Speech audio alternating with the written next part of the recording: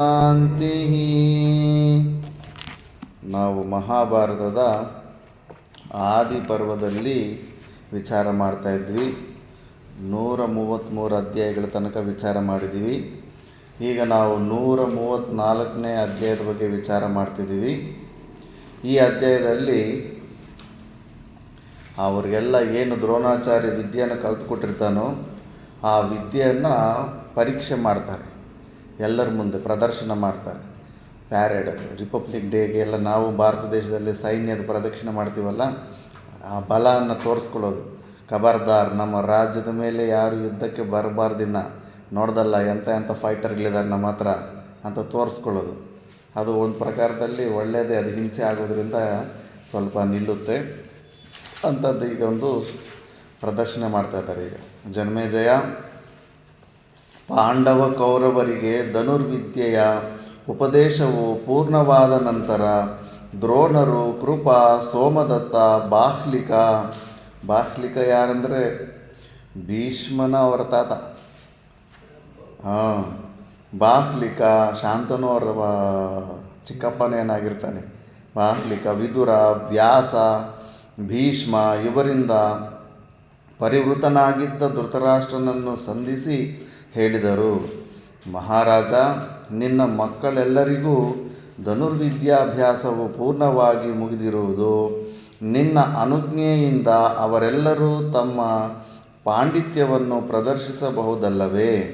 ಧೃತರಾಷ್ಟ್ರನು ಸಂತುಷ್ಟನಾಗಿ, ಬ್ರಾಹ್ಮಣೋತ್ತಮರೇ, ನೀವು ನಿಶ್ಚಯವಾಗಿಯೂ ಮಹಾಕಾರ್ಯವೊಂದನ್ನು ಮಾಡಿ ಮುಗಿಸಿರುವಿರಿ. ನನ್ನ ಮಕ್ಕಳ ಪಾಂಡಿತ್ಯ ಪ್ರದರ್ಶನವು ಯಾವ ಸ್ಥಳದಲ್ಲಿ, ಯಾವ ಕಾಲದಲ್ಲಿ, ಯಾವ ರೀತಿಯಲ್ಲಾಗಬೇಕೆಂಬುದನ್ನು ತಾವೇ ಆಜ್ಞಾಪಿಸಿರಿ. ನಿಶ್ಚಯವಾಗಿಯೂ ಇಂತಹ ಸಮಯಗಳಲ್ಲಿ ನನ್ನ ಮಕ್ಕಳ ಪಾಂಡಿತ್ಯವನ್ನು ನೋಡಿ ನಲಿಯಲು ಇತರರಂತೆ ನನಗೂ ಕಣ್ಣೀರಬೇಕಾಗಿತ್ತು ಎಂದು ಬಯಸುತ್ತೇನೆ ಎಂದು ಹೇಳಿ ವಿದುರನನ್ನು ಕುರಿತು ಹೇಳಿದನು. ಅಂದರೆ ನನಗೂ ಕಣ್ಣಿರಬೇಕಾಗಿತ್ತು ಅಂತ, ಇಲ್ಲಿ ಕಣ್ಣೀರಂತೂ ಪ್ರಿಂಟ್ ಮಾಡಿದ್ದಾರೆ. ನನಗೂ ಕಣ್ಣಿರಬೇಕಾಗಿತ್ತು ಅಂತ ಬಯಕೆಯನ್ನು ಅಂತ ಇದ್ದಾನೆ ಧೃತರಾಷ್ಟ್ರ. ದ್ರೋಣಾಚಾರ್ಯರೆಲ್ಲ ಹೋಗ್ಬಿಟ್ಟಿದ್ದೂ ಮಕ್ಕಳ ವಿದ್ಯಾಭ್ಯಾಸ ಪೂರ್ತಿಯಾಗಿದೆ, ಪ್ರದರ್ಶನ ಒಂದು ಮಾಡೋಣ ಅಂದರೆ ಸಂತೋಷ ಪಡ್ತಾ ಇದ್ದಾನೆ. ವಿದುರ, ದ್ರೋಣರು ಹೇಳುವ ರೀತಿಯಲ್ಲಿ ಸಕಲವನ್ನು ಸಿದ್ಧಪಡಿಸು. ಇಂತಹ ಪ್ರಿಯವಾದ ಕಾರ್ಯವು ಮತ್ತೊಂದು ಇರಲಾರದು. ವಿದುರನು ಒಡನೆಯೇ ಮೇಲೆದ್ದು ಹಾಗೆಯೇ ಆಗಲೆಂದು ರಾಜನೊಡನೆ ಹೇಳಿ ಹೊರಟು ಹೋದನು.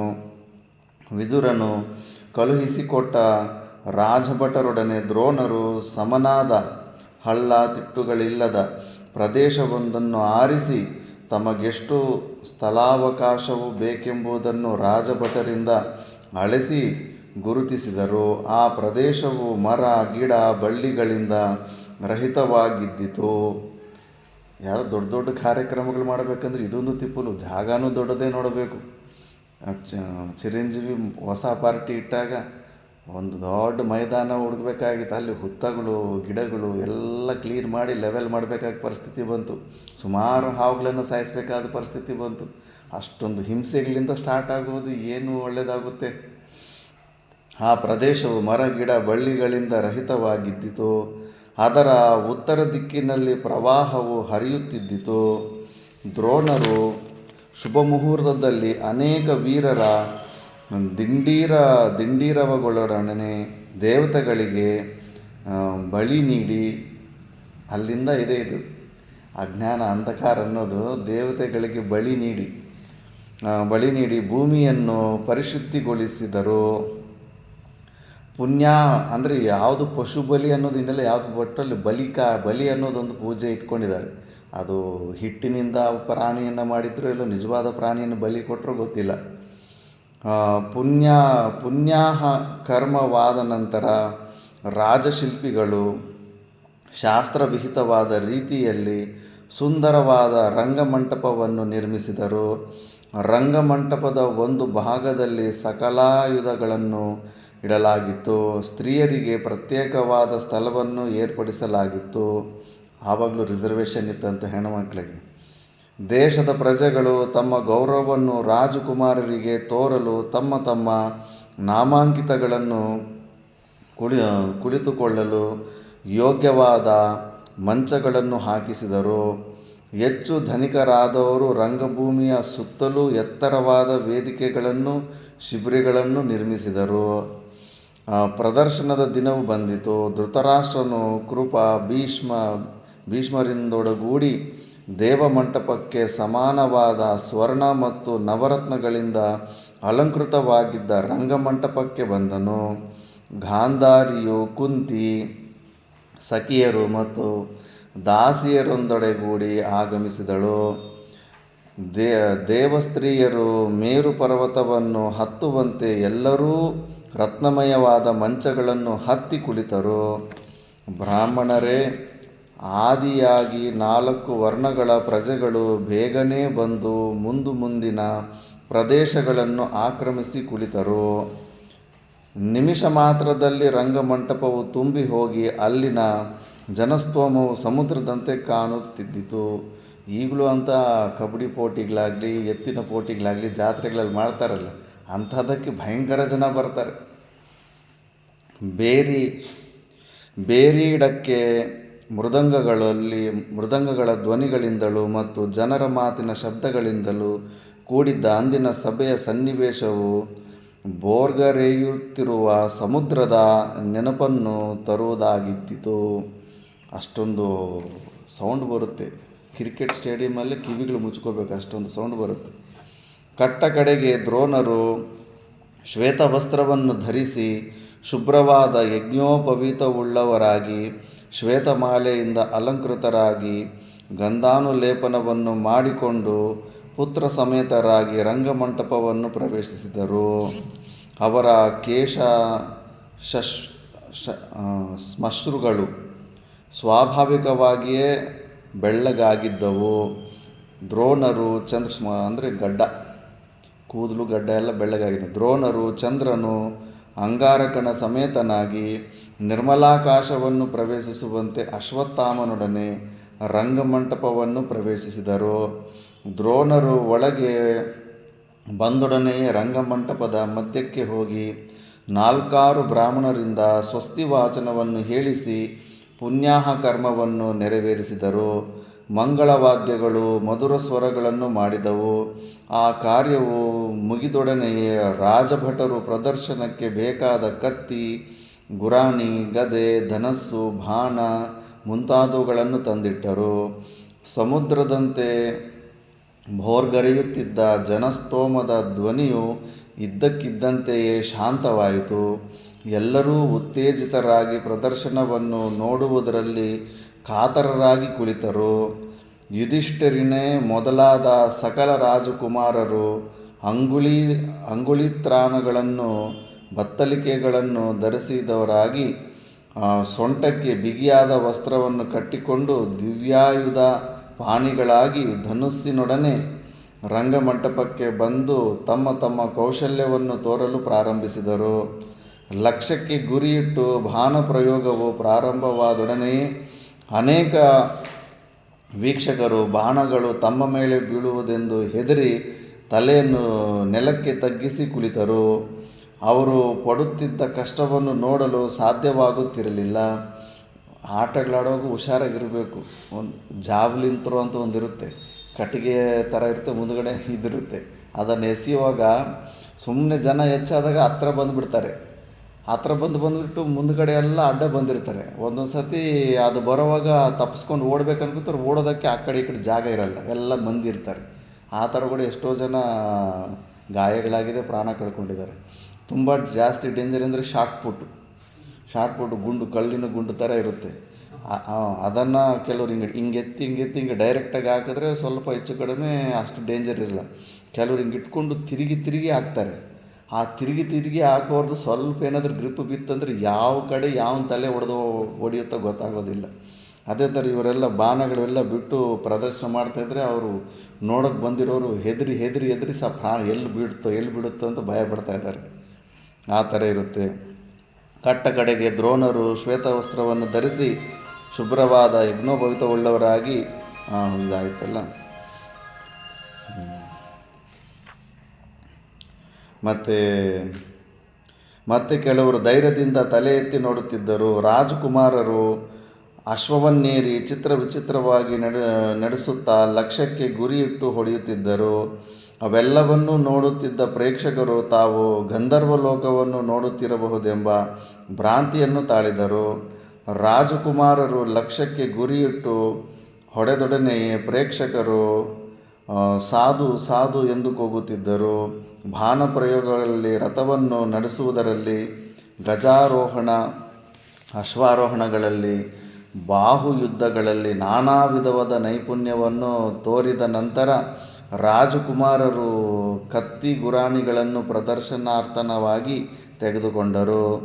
ಖಡ್ಗವನ್ನು ತಿರುಗಿಸುವ ಚಾಕಚಕ್ಯತೆ, ಖಡ್ಗವನ್ನು ತಿರುಗಿಸುತ್ತಾ ಒಂದೇ ವೇಳೆಯಲ್ಲಿ 4 ನಿರೋಧಿಸುವುದು, ಬಾಣ, ಗದೆ, ಈಟಿ ಮುಂತಾದವುಗಳ ಪ್ರಯೋಗಗಳನ್ನು ಖಡ್ಗವನ್ನು ತಿರುಗಿಸುವ ಕೈಚಳಕದಿಂದಲೇ ನಿರೋಧಿಸುವುದು, ಆಪತ್ಕಾಲದಲ್ಲಿಯೂ ಹಿಡಿದಿರುವ ಬಿಗುಬಾಣ ಇತ್ಯಾದಿಗಳನ್ನು ನೋಡಿ ಪ್ರೇಕ್ಷಕರು ಆಶ್ಚರ್ಯಭರಿತರಾದರು. ಅದಾದ ನಂತರ ದ್ವಂದ್ವ ಯುದ್ಧ ಪ್ರದರ್ಶನವು ಪ್ರಾರಂಭವಾಯಿತು.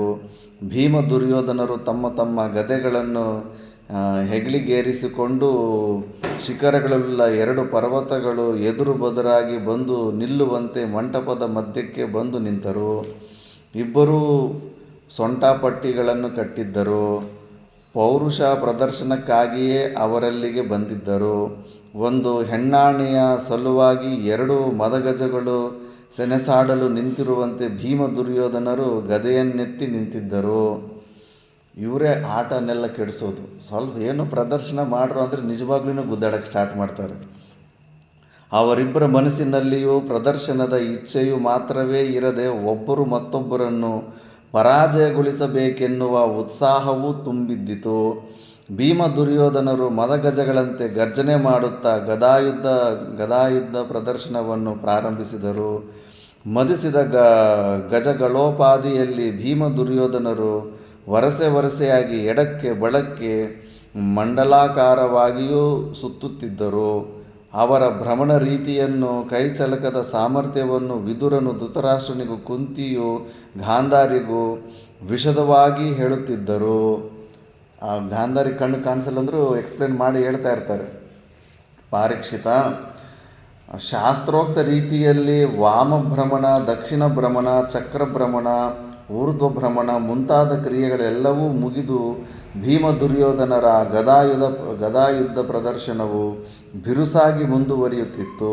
ಕ್ಷಣ ಮಾತ್ರದಲ್ಲಿ ಏನಾಗುವುದೆಂಬುದನ್ನು ಊಹಿಸಲು ಸಾಧ್ಯವಾಗದೆ ಪ್ರೇಕ್ಷಕರಲ್ಲಿ ಕೆಲವರು ಭಲಾ ದುರ್ಯೋಧನನ್ನು ಗೆದ್ದೆನು ಎಂದು, ಮತ್ತು ಕೆಲವರು ಭಲಾ ಭೀಮನು ಗೆದ್ದನು ಎಂದು ಕೂಗಲು ಪ್ರಾರಂಭಿಸಿದರು.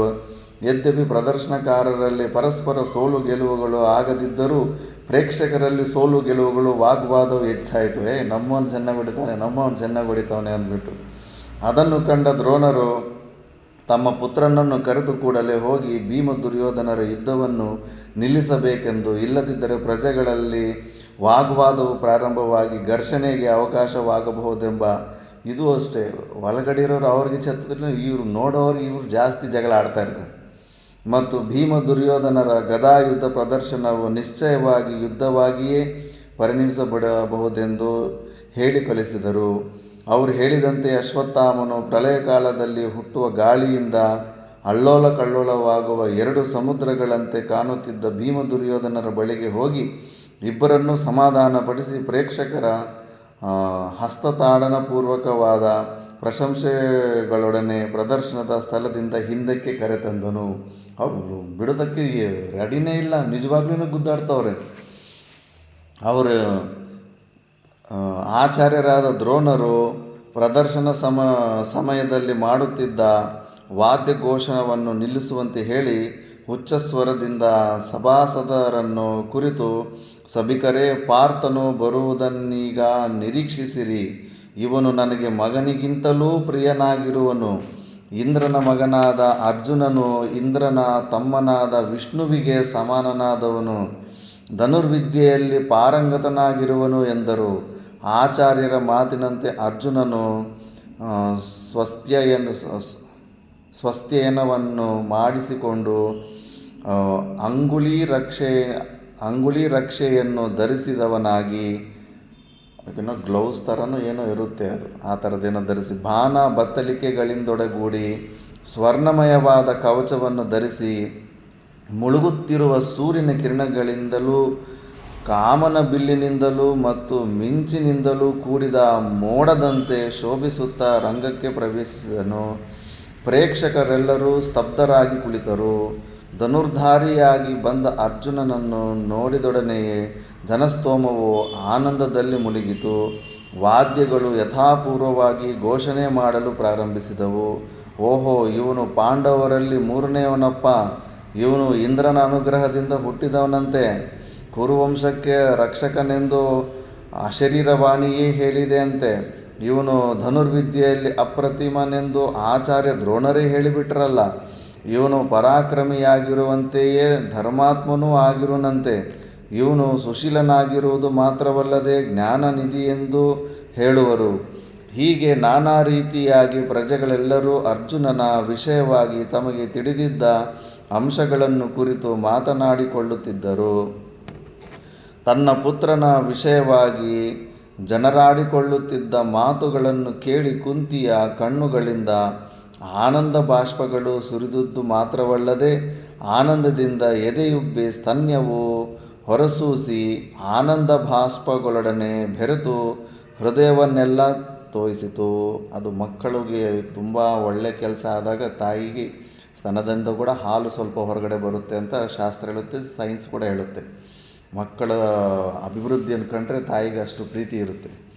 ಧೃತರಾಷ್ಟ್ರನಿಗೆ ಕೇವಲ ಗಳಗಳ ಶಬ್ದಗಳು ಕೇಳುತ್ತಿದ್ದವೇ ಹೊರತು ಜನಗಳ ಮಾತು ಸ್ಪಷ್ಟವಾಗಿ ಕೇಳುತ್ತಿರಲಿಲ್ಲ. ಧೃತರಾಷ್ಟ್ರನಿಗೆ ಎಲ್ಲರೂ ಅರ್ಜುನನ ಹೊಗಳ್ತಾ ಇರೋದಕ್ಕೆ ಅದು ಸರಿಯಾಗಿ ಕೇಳಿಸಿಲ್ಲ, ಹೊಟ್ಟೆ ಕಿಚ್ಚು ಅಲ್ಲೇ ಬರ್ತಾಯಿತ್ತು. ರಾಜನು ವಿದುರನನ್ನು ಕುರಿತು ಏಕಿಷ್ಟೊಂದು ಕೋಲಾಹಲ, ಕ್ಷುಬ್ಧಿತವಾದ ಸಮುದ್ರದ ಶಬ್ದಕ್ಕೆ ಸಮಾನವಾದ ಶಬ್ದವಿಲ್ಲಿ ಕೇಳಿಬರುತ್ತಿದೆ, ಇದಕ್ಕಿದ್ದಂತೆಯೇ ಉದ್ಭೂತವಾದ ಈ ಮಹಾನಿನಾದವು ಆಕಾಶವನ್ನೇ ಸೀಲಿಬಿಡುವಂತೆ ಕಾಣುತ್ತಿದೆ, ಕಾರಣವೇನು ತಮ್ಮ ಎಂದು ಕೇಳ್ತಾನಂತೆ. ಕುರುಡ ಧೃತರಾಷ್ಟ್ರ ವಿದುರನನ್ನು ಕೇಳ್ತಾನಂತೆ, ಏನು ಇಷ್ಟೊಂದು ಸೌಂಡ್ ಬರ್ತಾಯಿದೆ ಅಂತ. ಈಗ ಕ್ರಿಕೆಟಲ್ಲಿ ಕೂಡ ಅಷ್ಟೇ, ಸ್ಟೇಡಿಯಮಲ್ಲಿ ಮಹೇಂದ್ರ ಸಿಂಗ್ ಧೋನಿ ಇಂಡಿಯನ್ ಕ್ಯಾಪ್ಟನ್, ಅವನು ಹೆಜ್ಜೆ ಇಟ್ಟು ಬ್ಯಾಟಿಂಗ್ ಮಾಡೋಕ್ಕೆ ಬರ್ತಾಯಿದ್ದಾನಂದರೆ ಗೊಳೋ ಅಂತ ಜೋರಾಗಿ ಕಿರ್ಚಿಬಿಡ್ತಾರೆ. ಹಂಗೆ ಒಬ್ಬೊಬ್ಬರಿಗೆ ಫ್ಯಾನ್ಸ್ ಹಂಗಿರ್ತಾರೆ. ಅರ್ಜುನನಿಗೆ ಅಷ್ಟು ಜನ ಅಭಿಮಾನಿಗಳಿದ್ದಾರೆ, ಅದಕ್ಕೆ ಜೋರಾಗಿ ಕಿರ್ಸ್ತಾ ಇದ್ದಾರೆ. ಈ ಥರ ವಿದುರನ ಕೇಳ್ತಾನೆ, ಏನಾಯಿತು ಅಂತ. ಪಾಂಡುವಿನ ಮಗನಾದ ಅರ್ಜುನನು ದಿವ್ಯವಾದ ಕವಚವನ್ನು ಧರಿಸಿ ರಂಗಮಂಟಪಕ್ಕೆ ಬಂದಿರುವನು, ಆದುದರಿಂದ ಜನರೆಲ್ಲರೂ ಅವನ ವಿಷಯವಾಗಿ ಪರಸ್ಪರವಾಗಿ ಮಾತನಾಡಿಕೊಳ್ಳುತ್ತಿದ್ದಾರೆ ಎಂದು ವಿದುರನು ಹೇಳಿದನು. ವಿದುರ, ನಿಶ್ಚಯವಾಗಿಯೂ ಕುಂತಿ ಎಂಬ ಹರಣಿಯಿಂದ ಸಮುದ್ಭೂತರಾದ ಪಾಂಡವರೆಂಬ ತ್ರೇತಾಗ್ನಿಗಳಿಂದ ನಾನು ಧನ್ಯನೂ ಅನುಗೃಹೀತನೂ ರಕ್ಷಿತನೂ ಆಗಿರುವನಲ್ಲವೇ. ವಿದುರನು ಹೌದು ಮಹಾರಾಜ ಎಂದನು. ಇದು ಸುಮ್ಮನೆ ಮೇಲ್ಗಡೆ ಅಂತ ಇರ್ತಾನೆ, ಒಳಗಡೆ ಹೊಟ್ಟೆ ಕಿಚ್ಚುಪಡ್ತಾ ಇರ್ತಾನೆ. ಪಾರ್ಥನು ಧನುರ್ವಿದ್ಯೆಯ ಪ್ರದರ್ಶನವನ್ನು ಪ್ರಾರಂಭಿಸಿದೊಡನೆಯೇ ಕೋಲಾಹಲದ ಶಬ್ದ ಒಡಗಿತು. ಪಾರ್ಥನು ಹಿಂದೆ ರಾಜಕುಮಾರರು ತೋರಿದ ಕೌಶಲ್ಯಕ್ಕಿಂತಲೂ ಹೆಚ್ಚಿನ ಧನುರ್ವಿದ್ಯಾ ಕೌಶಲ್ಯವನ್ನು ತೋರುವನೆಂಬುದು ಪ್ರೇಕ್ಷಕರ ನಿರೀಕ್ಷೆಯಾಗಿತ್ತು. ಪಾರ್ಥನು ಮೊದಲು ಬಾಣ ಬಿಡುವ ಕೈಚಳಕವನ್ನು ಸಭ್ಯರಿಗೆ ತೋರಿದ ನಂತರ ಮಂತ್ರಾಸ್ತ್ರಗಳ ಪ್ರದರ್ಶನವನ್ನು ಪ್ರಾರಂಭಿಸಿದನು. ಆಗ್ನೇಯಾಸ್ತ್ರದಿಂದ ಅಗ್ನಿಯನ್ನು, ವರುಣಾಸ್ತ್ರದಿಂದ ನೀರನ್ನು, ವಾಯುವಾಸ್ತ್ರದಿಂದ ಗಾಳಿಯನ್ನು, ಪಾರ್ಜನ್ಯಾಸ್ತ್ರದಿಂದ ಮೋಡಗಳನ್ನು ಸೃಷ್ಟಿಸಿದನು. ಭೌಮಾಸ್ತ್ರದಿಂದ ಭೂಮಿಯನ್ನು ಪ್ರವೇಶಿಸಿದನು. ಪಾರ್ವತಾಸ್ತ್ರದಿಂದ ಬೆಟ್ಟಗಳನ್ನು ಸೃಷ್ಟಿ ಮಾಡಿದನು. ಅಂತರ್ಧಾನಾಸ್ತ್ರದಿಂದ ಕಣ್ಣಿಗೆ ಕಾಣದಂತಾದನು. ಆಶ್ಚರ್ಯಪ್ರಿಯನಾದ ಅರ್ಜುನನು ಒಮ್ಮೆ ಪ್ರೇಕ್ಷಕರಿಗೆ ಉದ್ದವಾಗಿಯೂ ಮತ್ತೊಮ್ಮೆ ಕುಳ್ಳಗಾಗಿಯೂ, ಒಮ್ಮೆ ರಥದಲ್ಲಿ ಸಾರಥಿಯಾಗಿಯೂ, ಮರುಕ್ಷಣದಲ್ಲಿಯೇ ರಥದೊಳಗೆ ಕುಳಿತು ಬಾಣ ಪ್ರಯೋಗ ಮಾಡುತ್ತಿರುವಂತೆಯೂ ಕಾಣುತ್ತಿದ್ದನು. ಇನ್ನು ಮ್ಯಾಜಿಕ್ ಶೋ ಥರ ಅನಿಸ್ಬಿಟ್ಟಿದೆ ಅವ್ರಿಗೆ. ಅಷ್ಟೊಂದು ಮಂತ್ರದಲ್ಲಿ ಅಷ್ಟೊಂದು ಸಿದ್ಧಿಗಳು ಎಲ್ಲ ಬರ್ತಾಯಿತ್ತು. ಅದನ್ನೆಲ್ಲ ಕಳ್ಕೊಂಬಿಟ್ಟಿದ್ವಿ ನಾವು. ಸಂಕಲ್ಪ ಮಾಡಿದ್ರೇ ಮಳೆ ಬರ್ತಾಯಿತ್ತು, ಒಂದು ಬಾಣ ಹೊಡೆದ್ರೇ ಮಳೆ ಬರ್ತಾಯಿತ್ತು, ಅಷ್ಟೊಂದು ಸಾಮರ್ಥ್ಯ ಇರ್ತಾಯಿತ್ತು. ರಥವು ವೇಗವಾಗಿ ಹೋಗುತ್ತಿದ್ದಂತೆಯೇ ನೆಲದ ಮೇಲೆಯೂ ಕಾಣಿಸಿಕೊಳ್ಳುತ್ತಿದ್ದನು. ದ್ರೋಣರಿಗೆ ಪರಮಪ್ರಿಯನಾದ ಅರ್ಜುನನು ಬಹು ಸೂಕ್ಷ್ಮವಾದ ವಸ್ತುಗಳನ್ನು ಭೇದಿಸಿದನು. ಅಂದರೆ ಸಣ್ಣ ಸಣ್ಣ ವಸ್ತುಗಳು, ರಾಗಿ ಕಾಳು ಕೂಡ ಹಾಕ್ತಾರೆ, ರಾಗಿ ಕಾಳನ್ನು ಕೂಡ 2 ಪೀಸ್ ಮಾಡಬೇಕಾಗುತ್ತೆ, ಹಂಗೆಲ್ಲ ಪರೀಕ್ಷೆ ಇರುತ್ತೆ ಬಾಣದಿಂದ. ಬಹಳ ದೊಡ್ಡವಾದ ಮತ್ತು ಭಾರವಾದ ವಸ್ತುಗಳನ್ನು ಭೇದಿಸುತ್ತಾ ಅಭ್ಯಾಸ ಬಲದಿಂದ ಅನೇಕ ಲಕ್ಷ್ಯಗಳನ್ನು ಚಿತ್ರ ವಿಚಿತ್ರ ರೀತಿಯಲ್ಲಿ ಹೊಡೆಯುತ್ತಿದ್ದನು. ಸುತ್ತುತ್ತಿರುವ ಲೋಹದ ಹಂದಿಯ ಬಾಯೊಳಕ್ಕೆ 5 ಬಾಣಗಳನ್ನು ಒಂದೇ ಬಾಣದಂತೆ ಪ್ರಯೋಗಿಸಿದನು. ಒಂದು ಸುತ್ತಾಡ್ತಾ ಇರುತ್ತೆ ಯಂತ್ರಗಳೆಲ್ಲ, ಆಗಲೇ ಇತ್ತು ಮಿಷನರಿಗಳು, ಈಗಲೇ ಏನೋ ಟೆಕ್ನಾಲಜಿ ಏನೋ ನಾವೇ ಕಂಡುಹಿಡಿದೀವಿ ಅಂತ, ಎಲ್ಲ ಯಂತ್ರಗಳು ಆಗಲೇ ಇತ್ತು ಟೆಕ್ನಾಲಜಿ ಕೂಡ. ಹಂದಿದು ಲೋಹದ ಹಂದಿ, ಅದು ಬೊಂಬೆ ಸುತ್ತಾಡ್ತಾ ಇದ್ದರೆ ಫಾಸ್ಟಾಗಿ ಸುತ್ತಾಡ್ತಾ ಇರುತ್ತೆ, ಅದಕ್ಕೆ 5 ಬಾಣ ಬಿಟ್ಟು ಅದರ ಬಾಯಲ್ಲಿ ಬಿಟ್ಟಿರ್ತಾನಂತೆ. ಹೇಗಲ್ವೇ ನಾಯಿಗೆ ಹೆಂಗೆ ಬಿಟ್ಟಿರ್ತಾನೆ ಬಾಯಿ ಒಳಗಡೆಗೆ, ಅದನ್ನು ಬಿಟ್ಟಿರ್ತಾನೆ. ಹಗ್ಗಕ್ಕೆ ಬಿಗಿದು ಅತ್ತಲಿತ್ತ ಚಲಿಸುವಂತೆ ಮಾಡಿದ್ದ ಹಸುವಿನ ಕೊಂಬಿನ ಪೊಟರೆಯೊಳಕ್ಕೆ 29 ಬಾಣಗಳನ್ನು ಒಂದೇ ಸಲ ಪ್ರಯೋಗಿಸಿದನು. ಹಸುವಿನ ಕೊಂಬು ಒಳಗಡೆಗೆ 29 ಒಂದೇ ಸತಿ. ಹೀಗೆ ಅಂದರೆ ಅದು ಸಣ್ಣದಿಷ್ಟು ಓಪನ್ ಇರುತ್ತೆ, ಕೊಂಬುದು ಸತ್ತೋಗಿರೋ ಹಸು ತೆಗೆದುಬಿಟ್ಟು ಅಷ್ಟರಲ್ಲಿ 29 ಬಾಣಗಳು ಬಿಟ್ಟನಂತೆ. ಹೀಗೆ ಅರ್ಜುನನು ತನ್ನ ಕೌಶಲವನ್ನು ಕತ್ತಿ ವರಸೆ, ಗದಾಪ್ರಯೋಗ ಮುಂತಾದವುಗಳಲ್ಲಿಯೂ ತೋರಿಸಿ ಜನರಿಗೆ ಅಮಿತಾನಂದವನ್ನುಂಟು ಮಾಡಿದನು. ಪ್ರದರ್ಶನೆಲ್ಲವೂ ಮುಗಿದು ಜನರ ಉದ್ವೇಗವು ಕಮ್ಮಿಯಾಗಿ ಮಂಗಳವಾದ್ಯಗಳ ಧ್ವನಿಗಳು ನಿಂತು ಎಲ್ಲರೂ ತಮ್ಮ ತಮ್ಮ ನಿವಾಸಗಳಿಗೆ ಹೊರಡಬೇಕೆಂದಿರುವುದರೊಳಗಾಗಿ ರಂಗಮಂಟಪದ ಮಹಾದ್ವಾರದ ಕಡೆಯಿಂದ ಗಟ್ಟಿಯಾಗಿ ಭುಜಗಳನ್ನು ಆಸ್ಫಾಲಿಸಿದ ಶಬ್ದವು ಕೇಳಿಬಂದಿತು. ಸಿಡಿಲಿನಂತಿದ್ದ ಶಬ್ದ ವೀರನೊಬ್ಬನ ಮಾಹಾತ್ಮ್ಯ ಪರಾಕ್ರಮಗಳು ಸೂಚಕವಾಗಿದ್ದಿತು. ಅಂದರೆ ಕರ್ಣ ಎಂಟ್ರಿ ಕೊಡ್ತಾ ಇದ್ದಾನೆ. ಮಹಾದ್ವಾರದ ಕಡೆಯಿಂದ ಬಂದ ಮಹಾಘೋಷವನ್ನು ಕೇಳಿ ಸಭಿಕರೆಲ್ಲರೂ ಪರ್ವತಗಳೇನಾದರೂ ಸೀಲಿ ಹೋಗುತ್ತಿವೆಯೋ ಅಥವಾ ಭೂಕಂಪವೇನಾದರೂ ಆಗುತ್ತಿದೆಯೋ ಅಥವಾ 4 ದಿಕ್ಕುಗಳಿಂದಲೂ ಏಕಕಾಲದಲ್ಲಿ ಸಿಡಿಲು ಗುಡುಗುಗಳು ಹೊರಬರುತ್ತಿವೆಯೋ ಎಂದು ನಾನಾ ರೀತಿಯಲ್ಲಿ ಯೋಚಿಸುತ್ತಾ ಭ್ರಾಂತರಾಗಿ ಮಹಾದ್ವಾರದ ಕಡೆಗೆ ತಿರುಗಿದರು. 5 ಹಸ್ತ ನಕ್ಷತ್ರ ಸಮೂಹದಿಂದ ಗೂಡಿದ ಚಂದ್ರನಂತೆ ಪಂಚಪಾಂಡವರ ಮಧ್ಯದಲ್ಲಿದ್ದ ದ್ರೋಣರು ದಾನವರ ಮೇಲೆ ಯುದ್ಧಕ್ಕೆ ಹೊರಡುವ ಇಂದ್ರನೋಪಾದಿಯಲ್ಲಿ 100 ಮಂದಿ ತಮ್ಮಂದಿರು ಮತ್ತು ಗುರುಪುತ್ರನಾದ ಅಶ್ವತ್ಥಾಮನಿಂದ ಗೂಡಿದ ದುರ್ಯೋಧನನನ್ನು ಚಕಿತರಾಗಿ ಬಾಗಿಲ ಕಡೆಗೆ ತಿರುಗಿದರು. ಎಲ್ಲರಿಗೂ ಆಶ್ಚರ್ಯ ಆಗ್ತದೆ, ಏನಾಗ್ತದೆ ಅಂತ. ಜನಮೇಜಯ ಹುಟ್ಟಿನಿಂದಲೇ ಇದ್ದ ವಜ್ರ ಕವಚದಿಂದಲೂ ಮತ್ತು ಕರ್ಣಕುಂಡಲಗಳಿಂದಲೂ ಪ್ರಕಾಶಿಸುತ್ತಾ ನಡೆಯುವ ಪರ್ವತ ಶಿಖರದಂತೆ ಗಂಭೀರವಾಗಿ ಬರುತ್ತಿದ್ದ ಕರ್ಣನಿಗೆ ಸಭಿಕರು ಹಿಂದೆ ಸರಿದು ರಂಗಮಂಟಪಕ್ಕೆ ಧಾವಿಸಲು ದಾರಿ ಮಾಡಿಕೊಟ್ಟರು. ಕರ್ಣನು ಸಭಿಕರಿಗೆ ಹೊಸಬನಾಗಿ ಕಂಡರೂ ಕುಂತಿಯ ಮೊದಲನೆಯ ಮಗನೇ ಆಗಿದ್ದನು. ಅವಳು ಕನ್ಯೆಯಾಗಿದ್ದಾಗಲೇ ಸೂರ್ಯನ ವರಪ್ರಸಾದದಿಂದ ಹುಟ್ಟಿದವನು. ಬಲದಲ್ಲಿ ಸಿಂಹದಂತೆಯೇ, ವೀರ್ಯದಲ್ಲಿ ವೃಷಭದಂತೆಯೂ, ಪರಾಕ್ರಮದಲ್ಲಿ ಗಜೇಂದ್ರನಂತೆಯೂ ಇದ್ದ ಕರ್ಣನು ಪ್ರಕಾಶದಲ್ಲಿ ಸೂರ್ಯನಂತೆಯೂ, ಕಾಂತಿಯಲ್ಲಿ ಚಂದ್ರನಂತೆಯೂ, ತೇಜಸ್ಸಿನಲ್ಲಿ ಅಗ್ನಿಗೆ ಸಮನಾಗಿಯೂ ಇದ್ದನು. ಸೂರ್ಯಪುತ್ರನಾದ ಕರ್ಣನು ಕನಕತಾಳ ವೃಕ್ಷದಂತೆ ಎತ್ತರವಾಗಿಯೂ, ಸಿಂಹದಂತಹ ಶರೀರವುಳ್ಳವನಾಗಿಯೂ, ಸಕಲ ಗುಣ ಸಂಪನ್ನನಾಗಿಯೂ ಇದ್ದನು. ರಂಗಮಂಟಪದೊಳಕ್ಕೆ ಬಂದು ಸುತ್ತಲೂ ನೋಡಿ ಉಚ್ಚಾಸನದಲ್ಲಿ ಕುಳಿತಿದ್ದ ದ್ರೋಣಕೃಪರನ್ನು ಅನಾಧರಣೆಯಿಂದಲೇ ನಮಿಸಿ ರಂಗಮಂಟಪಕ್ಕೆ ಮಧ್ಯದಲ್ಲಿ ನಿಂತನು. ಅನಾದರಣೆಯಿಂದಲೇ ನಮಿಸಿ ಅಂದರೆ ಮರ್ಯಾದೆ ಅಷ್ಟು ಕೊಡಲಿಲ್ವೇನು, ಯಾಕೋ ಮತ್ತು ಇವರಿಬ್ಬರು ದ್ರೋಣರಿಗೆ ಕೃಪರಿಗೆ ಹೆಚ್ಚು ಮರ್ಯಾದೆ ಕೊಟ್ಟಂಗಿಲ್ಲ ಅನಿಸುತ್ತೆ. ಇವನ್ಯಾರು, ಎಲ್ಲಿಯವನು ಎಂದು ಸಭಿಕರಾಡಿಕೊಳ್ಳುತ್ತಿದ್ದ ಪಿಸುಮಾತುಗಳಿಂದ ಸಭಾಮಂಟಪದಲ್ಲಿಯೇ ಒಂದು ವಿಧವಾದ ಉದ್ವೇಗವಿರುವಂತೆ ಕಂಡುಬರುತ್ತಿದ್ದಿತು. ಸೂರ್ಯಪುತ್ರನಾದ ಕರ್ಣನು ಗುಡುಗಿನಂತೆ ಗಂಭೀರವಾದ ಧ್ವನಿಯಲ್ಲಿ ತನ್ನ ಸಹೋದರನಾದ ಪಾರ್ಥನನ್ನು ಸಹೋದರನೆಂಬ ಅರಿವಿಲ್ಲದೆಯೇ ಸಂಬೋಧಿಸಿ ಹೇಳಿದನು. ಪಾರ್ಥ, ಎವೆ ಇಕ್ಕದೆ ನೋಡುತ್ತಿರುವ ಈ ಸಭಾಸದರ ಮುಂದೆ ನೀನು ತೋರಿದ ಧನುರ್ವಿದ್ಯಾ ಚಾತುರ್ಯವನ್ನು ಮೀರಿಸಿ ನಾನು ನನ್ನ ಚಾತುರ್ಯವನ್ನು ತೋರುವೆನು.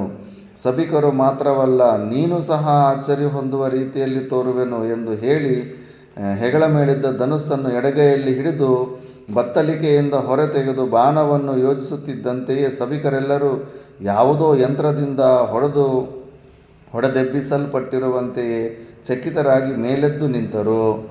ಕರ್ಣನ ಮಾತುಗಳನ್ನು ಕೇಳಿ ದುರ್ಯೋಧನನಿಗೆ ಅಮಿತಾನಂದವಾಯಿತು. ಅಂತೆಯೇ ಅರ್ಜುನನಿಗೆ ಸ್ವಲ್ಪ ನಾಚಿಕೆಯೂ ಅನಂತರ ಕೋಪವೂ ಉಂಟಾಯಿತು. ದ್ರೋಣರ ಅನುಮತಿಯನ್ನು ಪಡೆದು ಕರ್ಣನು ಪಾರ್ಥನು ಹಿಂದೆ ತೋರಿದ್ದ ಧನುರ್ವಿದ್ಯಾ ಚಾತುರ್ಯವನ್ನೆಲ್ಲ ಒಂದರ ಮೇಲೊಂದು ಪ್ರದರ್ಶಿಸಿದನು. ಸಭಿಕರೆಲ್ಲರೂ ಬಲ ಎಂದು ಕರ್ಣನನ್ನು ಶ್ಲಾಘಿಸಿದರು. ದುರ್ಯೋಧನನು ರಂಗಮಂಟಪದೊಳಕ್ಕೆ ಬಂದು ಕರ್ಣನನ್ನು ಬಾಚಿ ತಬ್ಬಿ ಅನಂತರ ಕೈ ಹಿಡಿದು ಹೇಳಿದನು, ವೀರಾಗ್ರಣಿಯೇ, ನನ್ನ ಅದೃಷ್ಟ ವಿಶೇಷದಿಂದಲೇ ನೀನಿಂದು ನನಗೆ ಲಭಿಸಿರುವೆ. ನೀನು ನನ್ನ ರಾಜ್ಯದಲ್ಲಿ ಸ್ವೇಚ್ಛೆಯಿಂದಿರಬಹುದು. ನಾನು ಮತ್ತು ನನ್ನ ರಾಜ್ಯದ ಪ್ರಜೆಗಳು ನಿನ್ನ ಆಜ್ಞಾಧಾರಕರಾಗಿರುವೆವು. ದುರ್ಯೋಧನ, ನಿನ್ನ ಮಾತಿನಿಂದಲೇ ಸಕಲವೂ ಪ್ರಾಪ್ತವಾಯಿತೆಂದೇ ತಿಳಿದಿರುವೆನು. ಆದರೆ ನಾನು ನಿನ್ನ ಮೈತ್ರಿಯನ್ನು ಮಾತ್ರವೇ ಅಪೇಕ್ಷಿಸುವೆನು. ರಾಜೇಂದ್ರನೇ, ನನ್ನ ಮತ್ತೊಂದು ಇಚ್ಛೆ ಎಂದರೆ ಅರ್ಜುನನೊಡನೆ ದ್ವಂದ್ವ ಯುದ್ಧ. ಇದು ನನ್ನ ಜೀವನದ ಹಂಬಲ. ಕರ್ಣ, ನೀನು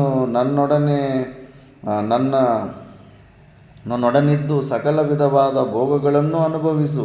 ಬಂಧು ಮಿತ್ರರಿಗೆ ಪ್ರಿಯವನ್ನುಂಟು ಮಾಡುತ್ತಾ ಶತ್ರುಗಳ ತಲೆಯ ಮೇಲೆ ಕಾಲಿಡುತ್ತಾ ನನ್ನ ರಾಜ್ಯದಲ್ಲಿ ಸುಖವಾಗಿರು ಎಂದು ಹೇಳಿ ತನ್ನ 100 ಮಂದಿ ತಮ್ಮಂದಿರನ್ನು ಅಶ್ವತ್ಥಾಮನನ್ನು ಕರ್ಣನಿಗೆ ಪರಿಚಯ ಮಾಡಿಕೊಟ್ಟನು.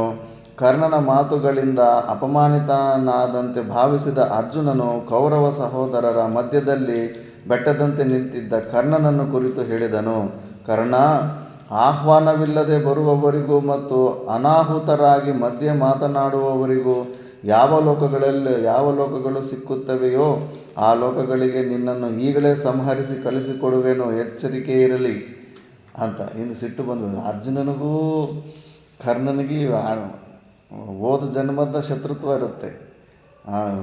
ಅವನು ಸಹಸ್ರ ಕವಚ ಅಂತ ಒಬ್ಬ ರಾಕ್ಷಸ ಇರ್ತಾನೆ. ಅವನು 999 ಕವಚಗಳು ಹೊಡೆದು ಬಿಟ್ಟಿರ್ತಾರೆ ನರನಾರಾಯಣ ಋಷಿಗಳ ಜೊತೆ ಅವನು ಯುದ್ಧ ಮಾಡಿರ್ತಾನೆ. ಇನ್ನು ಅದು ಒಂದು ಸತಿ ನಾರಾಯಣ ಋಷಿ ಅಂದರೆ ವಿಷ್ಣು ಪರಮಾತ್ಮ ಕೃಷ್ಣ ಪೂರ್ವಜನ್ಮದಲ್ಲಿ ನಾರಾಯಣ ಋಷಿ ಆಗಿದ್ದಾಗ ಅವು ಯುದ್ಧ ಮಾಡಬೇಕು.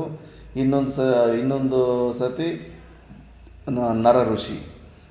ಆ ಥರ ಹೊಡ್ಕೊತ ಅವನು ಕವಚಗಳೆಲ್ಲ ಹೊಡ್ಕೊಂಡು ಇನ್ನು 999ನೇ ಕವಚ ನಾರಾಯಣ ಋಷಿ ಹೊಡೆದು ಬಿಟ್ಟಿರ್ತಾನೆ. ಇನ್ನೊಂದು ಲಾಸ್ಟು ಒಂದು ಕವಚ ಒಂದು ನರ ಋಷಿ ಹೊಡಿಬೇಕು.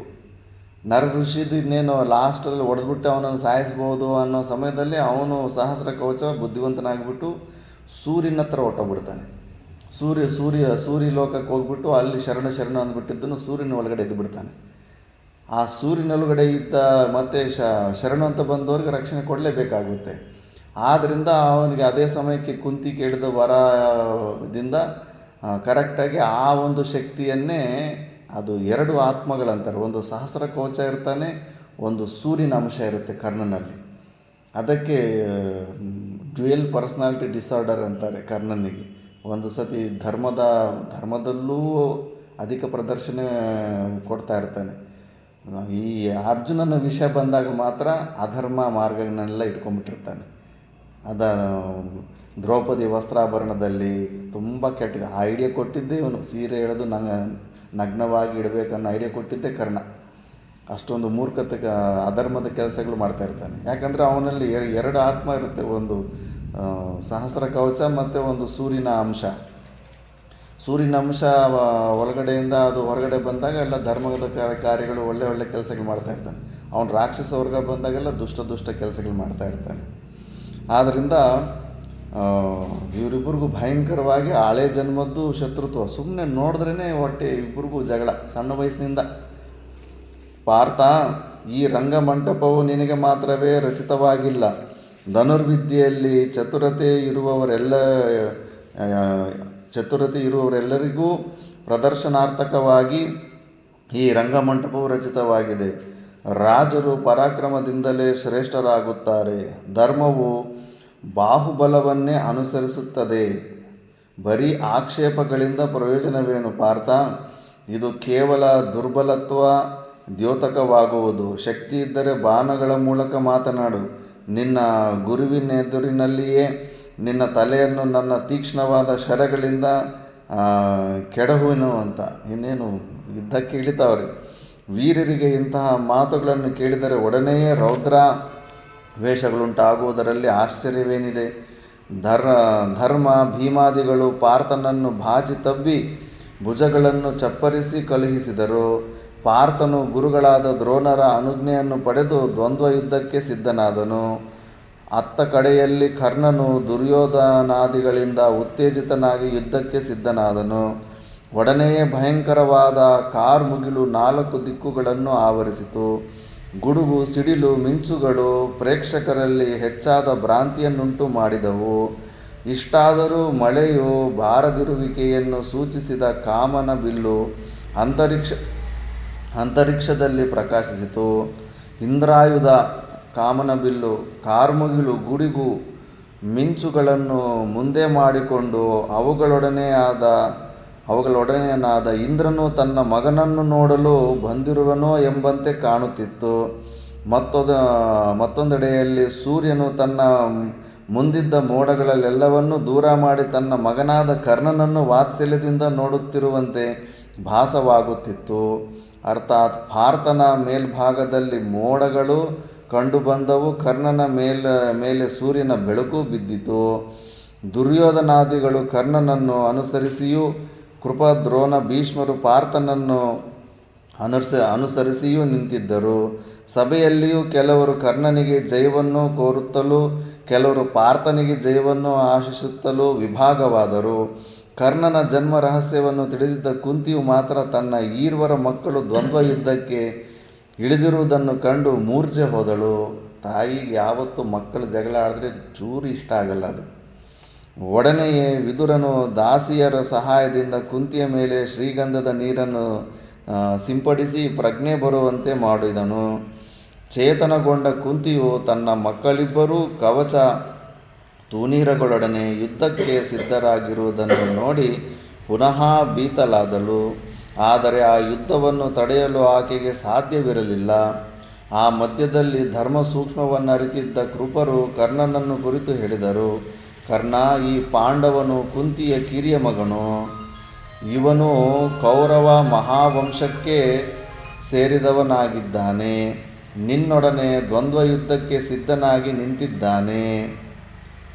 ಆದರೆ ಯುದ್ಧವು ಪ್ರಾರಂಭವಾಗುವುದಕ್ಕೆ ಮೊದಲು ನೀನ್ಯಾರು, ಯಾವ ಮಹಾವಂಶಕ್ಕೆ ಸೇರಿದವನು, ನಿನ್ನ ತಂದೆ ತಾಯಿಗಳ್ಯಾರು, ಇವೆಲ್ಲವನ್ನು ವಿವರಿಸಿ ಹೇಳಬೇಕು. ಅನಂತರವೇ ನೀನು ದ್ವಂದ್ವ ಯುದ್ಧಕ್ಕೆ ಯೋಗ್ಯನೋ ಅಯೋಗ್ಯನೋ ಎಂಬುದನ್ನು ಪಾರ್ಥನು ನಿರ್ಧರಿಸುವನು.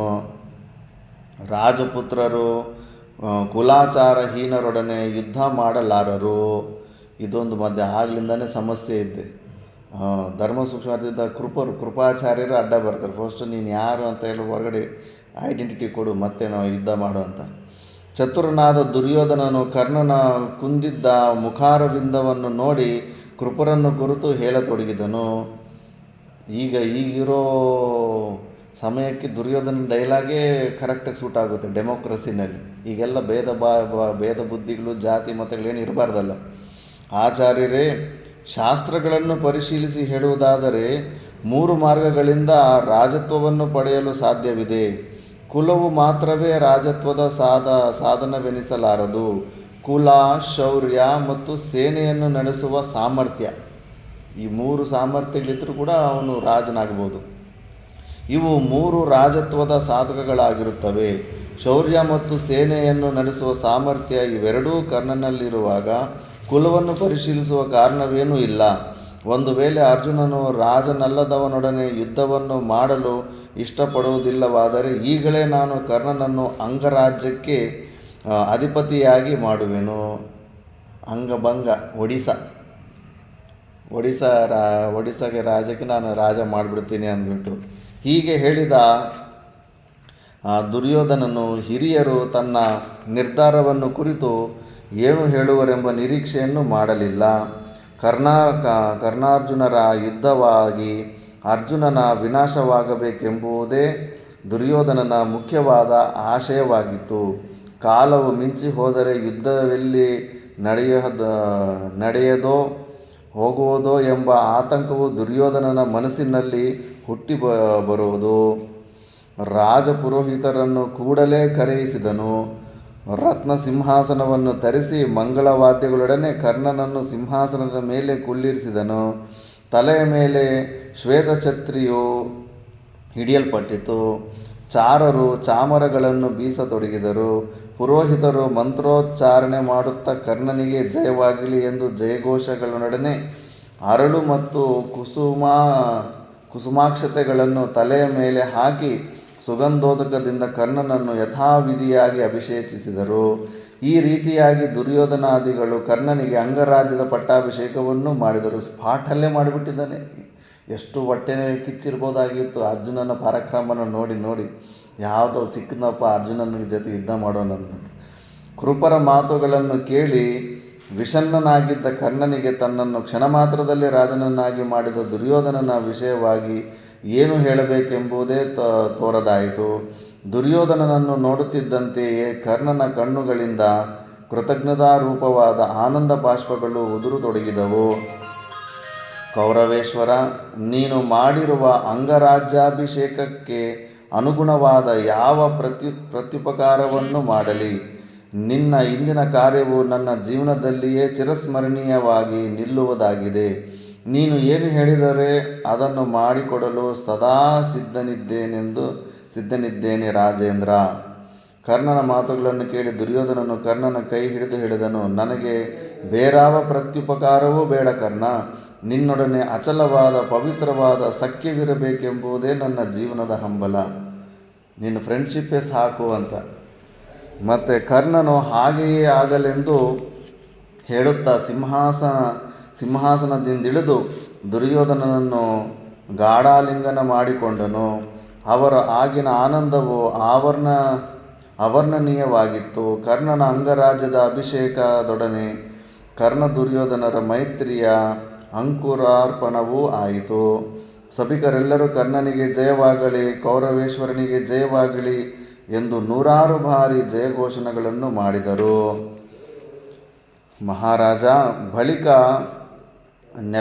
ನೆಲದವರೆಗೆ ಇಳಿಬಿದ್ದಿದ್ದ ಉತ್ತರೀಯವನ್ನು ಹೊದೆದುಕೊಂಡು ಅಂಗಾಂಗಗಳಿಂದಲೂ ಬೆವರನ್ನು ಸುರಿಸುತ್ತಾ ತರತರನೆ ನಡುಗುತ್ತಾ ಆಸರೆಯ ಕೋಲು ಹಿಡಿದು ಮಗನೇ ಎಂದು ಅಕ್ಕರೆಯ ದನಿಯೊಡನೆ ಅತಿರಥನು ರಂಗಮಂಟಪವನ್ನು ಪ್ರವೇಶಿಸಿದನು. ಒಡನೆಯೇ ಕರ್ಣನು ತನ್ನ ಧನುರ್ಬಾಣಗಳನ್ನು ತೆಗೆದಿಟ್ಟು ಪಿತೃಪ್ರೇಮದಿಂದ ಪ್ರೇರಿತನಾಗಿ ಅತಿರಥನ ಬಳಿಗೆ ಹೋಗಿ ಅಭಿಷೇಕದಿಂದ ತೊಯ್ದಿದ್ದ ತಲೆಯನ್ನು ಅವನ ಕಾಲುಗಳ ಮೇಲಿಟ್ಟನು. ಅಭಿಷಿಕ್ತವಾದ ತಲೆಗೆ ತನ್ನ ಕಾಲುಗಳು ಸ್ಪರ್ಶವಾಗಕೂಡದೋ ಎಂಬಂತೆ ಅತಿರಥನು ಅಂಗವಸ್ತ್ರದಿಂದ ತನ್ನ ಕಾಲುಗಳನ್ನು ಮುಚ್ಚಿಕೊಂಡು ಕರ್ಣನನ್ನು ತನ್ನ 2 ಕೈಗಳಿಂದ ಹಿಡಿದು ಮೇಲೆತ್ತಿ, ಮಗನೇ, ನನ್ನ ಹಿಂದಿನ ಆನಂದವನ್ನು ಯಾರಲ್ಲಿ ಹೇಳಿಲ್ಲ, ಅವನನ್ನು ಸಾಕು ತಂದೆ ಎನ್ನುತ್ತಾ ಬಾಚಿ ತಬ್ಬಿಕೊಂಡು ಸತತವಾಗಿ ಬರುತ್ತಿದ್ದ ಆನಂದ ಬಾಷ್ಪಗಳಿಂದ ಮೊದಲೇ ತೊಯ್ದು ಹೋಗಿದ್ದ ಕರ್ಣನ ತಲೆಯನ್ನು ಮತ್ತಷ್ಟು ತೋಯಿಸಿದನು. ಆಗ ಭೀಮಸೇನನು ಕರ್ಣನನ್ನು ನಿಶ್ಚಯವಾಗಿಯೂ ಅತಿರಥನ ಮಗನೆಂದೇ ನಿಶ್ಚಯಿಸಿ ಅಟ್ಟಹಾಸ ನಗುವನ್ನು ನಕ್ಕು ಹೇಳತೊಡಗಿದನು. ಕರ್ಣ, ಸಾರಥಿಯ ಮಗನಾದ ನೀನು ನಿಶ್ಚಯವಾಗಿಯೂ ಕ್ಷತ್ರಿಯ ಕುಲಾವತಂಸನಾದ ಅರ್ಜುನನ ಶಸ್ತ್ರಾಸ್ತ್ರಗಳಿಗೆ ಲಕ್ಷ್ಯನಾಗಲು ಯೋಗ್ಯನಲ್ಲ. ಅವನಿಗೆ ಸಮಾನನೆಂದು ಸೆಣಸಿ ಅವನ ಶರಗಳಿಂದ ಪ್ರಾಣ ಬಿಡಲು ಖಂಡಿತವಾಗಿಯೂ ನೀನು ಅನರ್ಹನು. ನಿನ್ನ ಕುಲಾನುಗತವಾಗಿ ಬಂದ ಚಾವಟಿಯನ್ನೇ ಹಿಡಿಯುವುದು ಒಳ್ಳೆಯದಲ್ಲವೇ? ಸಾರಥಿಯ ಮಗನಿಗೆ ಅಂಗರಾಜ್ಯದ ಅಭಿಷೇಕ ಯಜ್ಞದಲ್ಲಿ ಅಗ್ನಿಯ ಸಮೀಪದಲ್ಲಿರುವ ಪುರೋಡಾಶವನ್ನು ತಿನ್ನಲು ನಾಯಿಯೂ ಹೇಗೆ ಯೋಗ್ಯವಲ್ಲವೋ ಹಾಗೆಯೇ ಅಂಗರಾಜ್ಯಕ್ಕೆ ಅಧಿಪತಿಯಾಗಲು ಸರ್ವತಾ ನೀನು ಯೋಗ್ಯನಲ್ಲ. ಇವೆಲ್ಲ ಆಗ್ಲಿಂದನೇ ಬಂದಿದ್ದಾವೆ. ಚುಚ್ಚು ಮಾತುಗಳಾಡೋದು, ಇನ್ನೊಬ್ಬರು ಹೊಟ್ಟೆ ಒರೆಸೋದು, ಮತ್ತು ಈ ಎಲ್ಲ ಮಾತಾಡಿದ್ರಾಗ ನೀನೇನು ಕರ್ಣನಿಗೆ ಕೋಪ ಬರಲ್ಲ ಇವ್ರ ಮೇಲೆ. ಅದಕ್ಕೆ ಮತ್ತೆ ಎಲ್ಲ ಇವ್ರ ಮೇಲೆ ನಾಲಿಗೆಯನ್ನು ಕಂಟ್ರೋಲಲ್ಲಿ ಇಟ್ಕೋಬೇಕು. ಭೀಮ ಅಂತೂ ಫಿಲ್ಟರ್ ಇರಲಿಲ್ಲ. ಒಳಗಡೆ ಏನು ಬರುತ್ತೋ ಅದನ್ನು ಬಡ ಅಂತ ಹೇಳ್ಬಿಡ್ತಾ ಇದ್ದ. ಲಾಸ್ಟಲ್ಲಿ ಧೃತರಾಷ್ಟ್ರನಿಗೆ ಗಾಂಧಾರಿಗೆ ಅಯ್ಯಯ್ಯೋ ಎಷ್ಟು ಚುಚ್ಚು ಮಾತಾಡ್ತಾ ಇರ್ತಾನೋ. ಅವರು ಅಯ್ಯೋ ಏನಕ್ಕಾದರೂ ಬದುಕಿದ್ದೀವಪ್ಪ ನಾವು ಇದೆಲ್ಲ ಆದಮೇಲೆ ಅಷ್ಟೊಂದು ಚುಚ್ಚು ಮಾತಾಡ್ತಾ ಇರ್ತಾನೆ. ಅವನ ಕಾಟಕ್ಕೆ ತಡೆಯೋಕ್ಕಾಗ್ದೇ ಬಿಟ್ಬಿಟ್ಟು ಹರಿದ್ವಾರಕ್ಕೆ ವಿದುರ ಕರ್ಕೊಂಡು ಹೋಗ್ಬಿಡ್ತಾನೆ. ಅಷ್ಟು ಚುಚ್ಚು ಮಾತಾಡ್ತಾ ಇರ್ತಾನೆ. ಯಾಕಂದರೆ ಒಳಗಡೆ ಕಲ್ಮಶ ಇಲ್ಲ, ಒಳಗಡೆ ಏನಿದೆ ಅದನ್ನು ಠಕ್ ಅಂತ ಹೇಳ್ಬಿಡೋದು ಅಷ್ಟೇ. ಬಟ್ ಅಪ್ರಿಯವಾದಂಥ ಸತ್ಯವನ್ನು ಕೂಡ ಹೇಳಬಾರದು. ಆಡೋ ಮಾತು ಸತ್ಯಂ ಹಿತಂ ಪ್ರಿಯಂ 3 ಇರಬೇಕು. ಅದು ಸತ್ಯವಾಗಿರಬೇಕು. ಆ ಮಾತನ್ನಾಡಿದ್ರೆ ಆ ಕೇಳೋ ವ್ಯಕ್ತಿಗೆ ಅದು ಆನಂದವನ್ನು ಕೊಡಬೇಕು. ಮತ್ತು ಅವನು ಒಳ್ಳೆಯದಕ್ಕೋಸ್ಕರ ಇರಬೇಕು ಆ ಮಾತು. ಅಂಥ ಮಾತನ್ನೇ ಆಡಬೇಕು. ಅಂಥ ಮಾತಿಲ್ಲ ಅಂದರೆ ಸತ್ಯವಾಗಿದ್ದರೂ ಕೂಡ ಅದನ್ನು ಮಾತಾಡೋಕ್ಕೆ ಹೋಗಬಾರ್ದು. ಕುರುಡ ಇರ್ತಾನೆ, ಕುಂಟ ಇರ್ತಾನೆ, ಕುರುಡ ಇಲ್ವಾ ಅಂದರೆ ಅದು ಸತ್ಯನೇ. ಬಟ್ ಅದು ಅವನಿಗೆ ಇಷ್ಟ ಆಗುತ್ತಾ? ಅಪ್ರಿಯ. ಅದು ಅವನ ಕೋಪ ಬರುತ್ತೆ, ದುಃಖ ಆಗುತ್ತೆ. ಅದೇ ದಿವ್ಯ ಚಕ್ಷು ಇಲ್ಲಿ ಬಾಪ ಅಂದ್ರಾಗ ನಾವು ಸ್ವಲ್ಪ ಮರ್ಯಾದೆ ಕೊಟ್ಟರು ಅಂತ ಅಂದ್ಕೊತಾನೆ. ಆದ್ದರಿಂದ ಅವನು ಸತ್ಯ ಇದೆ ಅಂದ್ಬಿಟ್ಟು ಡಬ ಅಂತ ಬಿಟ್ಬಿಡೋದಲ್ಲ, ಬಾಣಗಳು ಬಿಟ್ಟಂಗೆ. ಅದು ಪಾಪ ಒಂದು ಮಾತು ಮತ್ತು ಸಾಯೋ ತನಕ ಮರೆಯೋದಿಲ್ಲ ಅವರು ಯಾರೇ ಆಗಲಿ. ಭೀಮನು ನೋಡಿ ಹಿಂಗೆಲ್ಲ ಅಂದುಬಿಟ್ಟ. ಅವನು ಕರ್ಣನಿಗೆ ವಿಪರೀತವಾಗಿ ಕೋಪ ಬಂದೇ ಬರುತ್ತಿನ್ನ. ಭೀಮಸೇನನ ಮಾತುಗಳ ಕರ್ಣನ ಕಿವಿಯೊಳಗೆ ಶೂಲದಂತೆ ಪ್ರವೇಶಿಸಿದವು. ಅಂಗರಾಜ್ಯದ ಪಟ್ಟಾಭಿಷೇಕದಿಂದ ಪ್ರಫುಲ್ಲವಾಗಿದ್ದ ಮುಖಾರವಿಂದವು ಕೋಪದ ಆವಿರ್ಭಾವದಿಂದ ಕೆಂಡದಂತೆ ಕೆಂಪಾಯಿತು. ತುಟಿಗಳು ಅದುರತೊಡಗಿದವು. ಭೀಮನ ಕಡೆಗೆ ತಿರುಗಿ ದುರದುರನೇ ನೋಡಿದನು. ಭೀಮನು ಪಕ್ಕಪಕ್ಕನೇ ನಗುತ್ತಿದ್ದನು. ಇವಾಗೇನೋ ನಗುತ್ತಾನೆ. ಮಹಾಭಾರತ ಯುದ್ಧದಲ್ಲಿ ನಾಯಿ ಹೊಡೆದಂಗೆ ಹೊಡೆದಿದ್ದಾನೆ ಇವರಿಗೆಲ್ಲ. ಭೀಮನಿಗೆ, ಧೃತರಾಷ್ಟ್ರನಿಗೆ, ನಕುಲ ಸಹದೇವರಿಗೆ ಹೊಡೆದುಬಿಟ್ಟು ಪ್ರಾಣಭಿಕ್ಷೆ ಕೊಟ್ಟು ಹೋಗೋ ಭೀಮ, ತಿಂಡಿ ನನ್ನ ಮಗನೇ, ನೀನು ತಿಂಡಿ ತಿನ್ನೋದಕ್ಕೆ ಲಾಯಕ, ನೀನು ಯುದ್ಧ ಮಾಡೋಕ್ಕೆ ಬಂದಿದ್ದೀನಿ ಆಗ್ತು ಅಂತ ಒಗೆದುಬಿಟ್ಟು ಪ್ರಾಣಭಿಕ್ಷೆ ಕೊಡ್ತಾನೆ. ಅವನು ಧರ್ಮರಾಜನ ಕೂಡ ಹಿಡಿದು ಹೊಡೆದ್ಬಿಟ್ಟು ಹೋಗು ಜೂಜಾಟಗಳಾಡಿಕೊಂಡು ಎಲ್ಲ ನೀನು ಅಂತ ಜೂಜಾಟಕ್ಕೆ ನೀನು ಲಾಯಕ, ನೀನು ಯುದ್ಧಕ್ಕೆ ಬರ್ತೀಯ ಅಂದ್ಬಿಟ್ಟು. ಹಾಗೆ ನಕುಲ ಸಹೋದರನು ಕೂಡ ಅಷ್ಟೇ ಹೊಡೆದು ಆ ಭೀಮನನ್ನು ಕಾಲು ಕೆಳಗಡೆ ಹಾಕಿ ತೊಡೆದು ಬಾಣದಿಂದ ಹಿಂಗೆ ಚುಚ್ಚಿ ಈಗೇನಂತೀಯ ದೊಡ್ಡ ಪರಾಕ್ರಮ ವೀರ ಅಂತ ಏನೋ ಕಿರ್ಚಾಡ್ತಾ ಇದ್ದೆ, ಈಗೇನಂತೆ ಅಂತ ಹಂಗೆಲ್ಲ ಅವಮಾನ ಮಾಡಿ ಪ್ರಾಣ ಭಿಕ್ಷೆ ಕೊಟ್ಟು ಕೊಡಿಸ್ತಾನೆ. ಸತ್ತೋಗ್ತಾರೆ. ಹಂಗೆ ಧರ್ಮರಾಜನಿಗೆ ಯಾವತ್ತೂ ಕೋಪ ಬಂದಿರಲ್ಲ. ಆವತ್ತು ಕರ್ಣನು ಮಾಡಿದ್ದ ಅವಮಾನಕ್ಕೆ ಅರ್ಜುನನ ಜೊತೆ ಕೂಡ ಜಗಳ ಆಗ್ಬಿಡುತ್ತೆ. ಅಂಥ ಪರಾಕ್ರಮಿ ಕರ್ಣ. ಅಂಥವನ್ನ ಹಿಂಗೆ ಚುಚ್ಚೋ ಮಾತಾಡಿ ಹಿಂಗೆ ಸುಮ್ಮನೆ ನಗ್ತಾಯಿದ್ರೆ ಸುಮ್ಮನೆ ಬಿಡ್ತಾನೆ. ಮತ್ತು ನಿರುಪಾಯನಾದ ಕರ್ಣನು ದೀರ್ಘವಾದ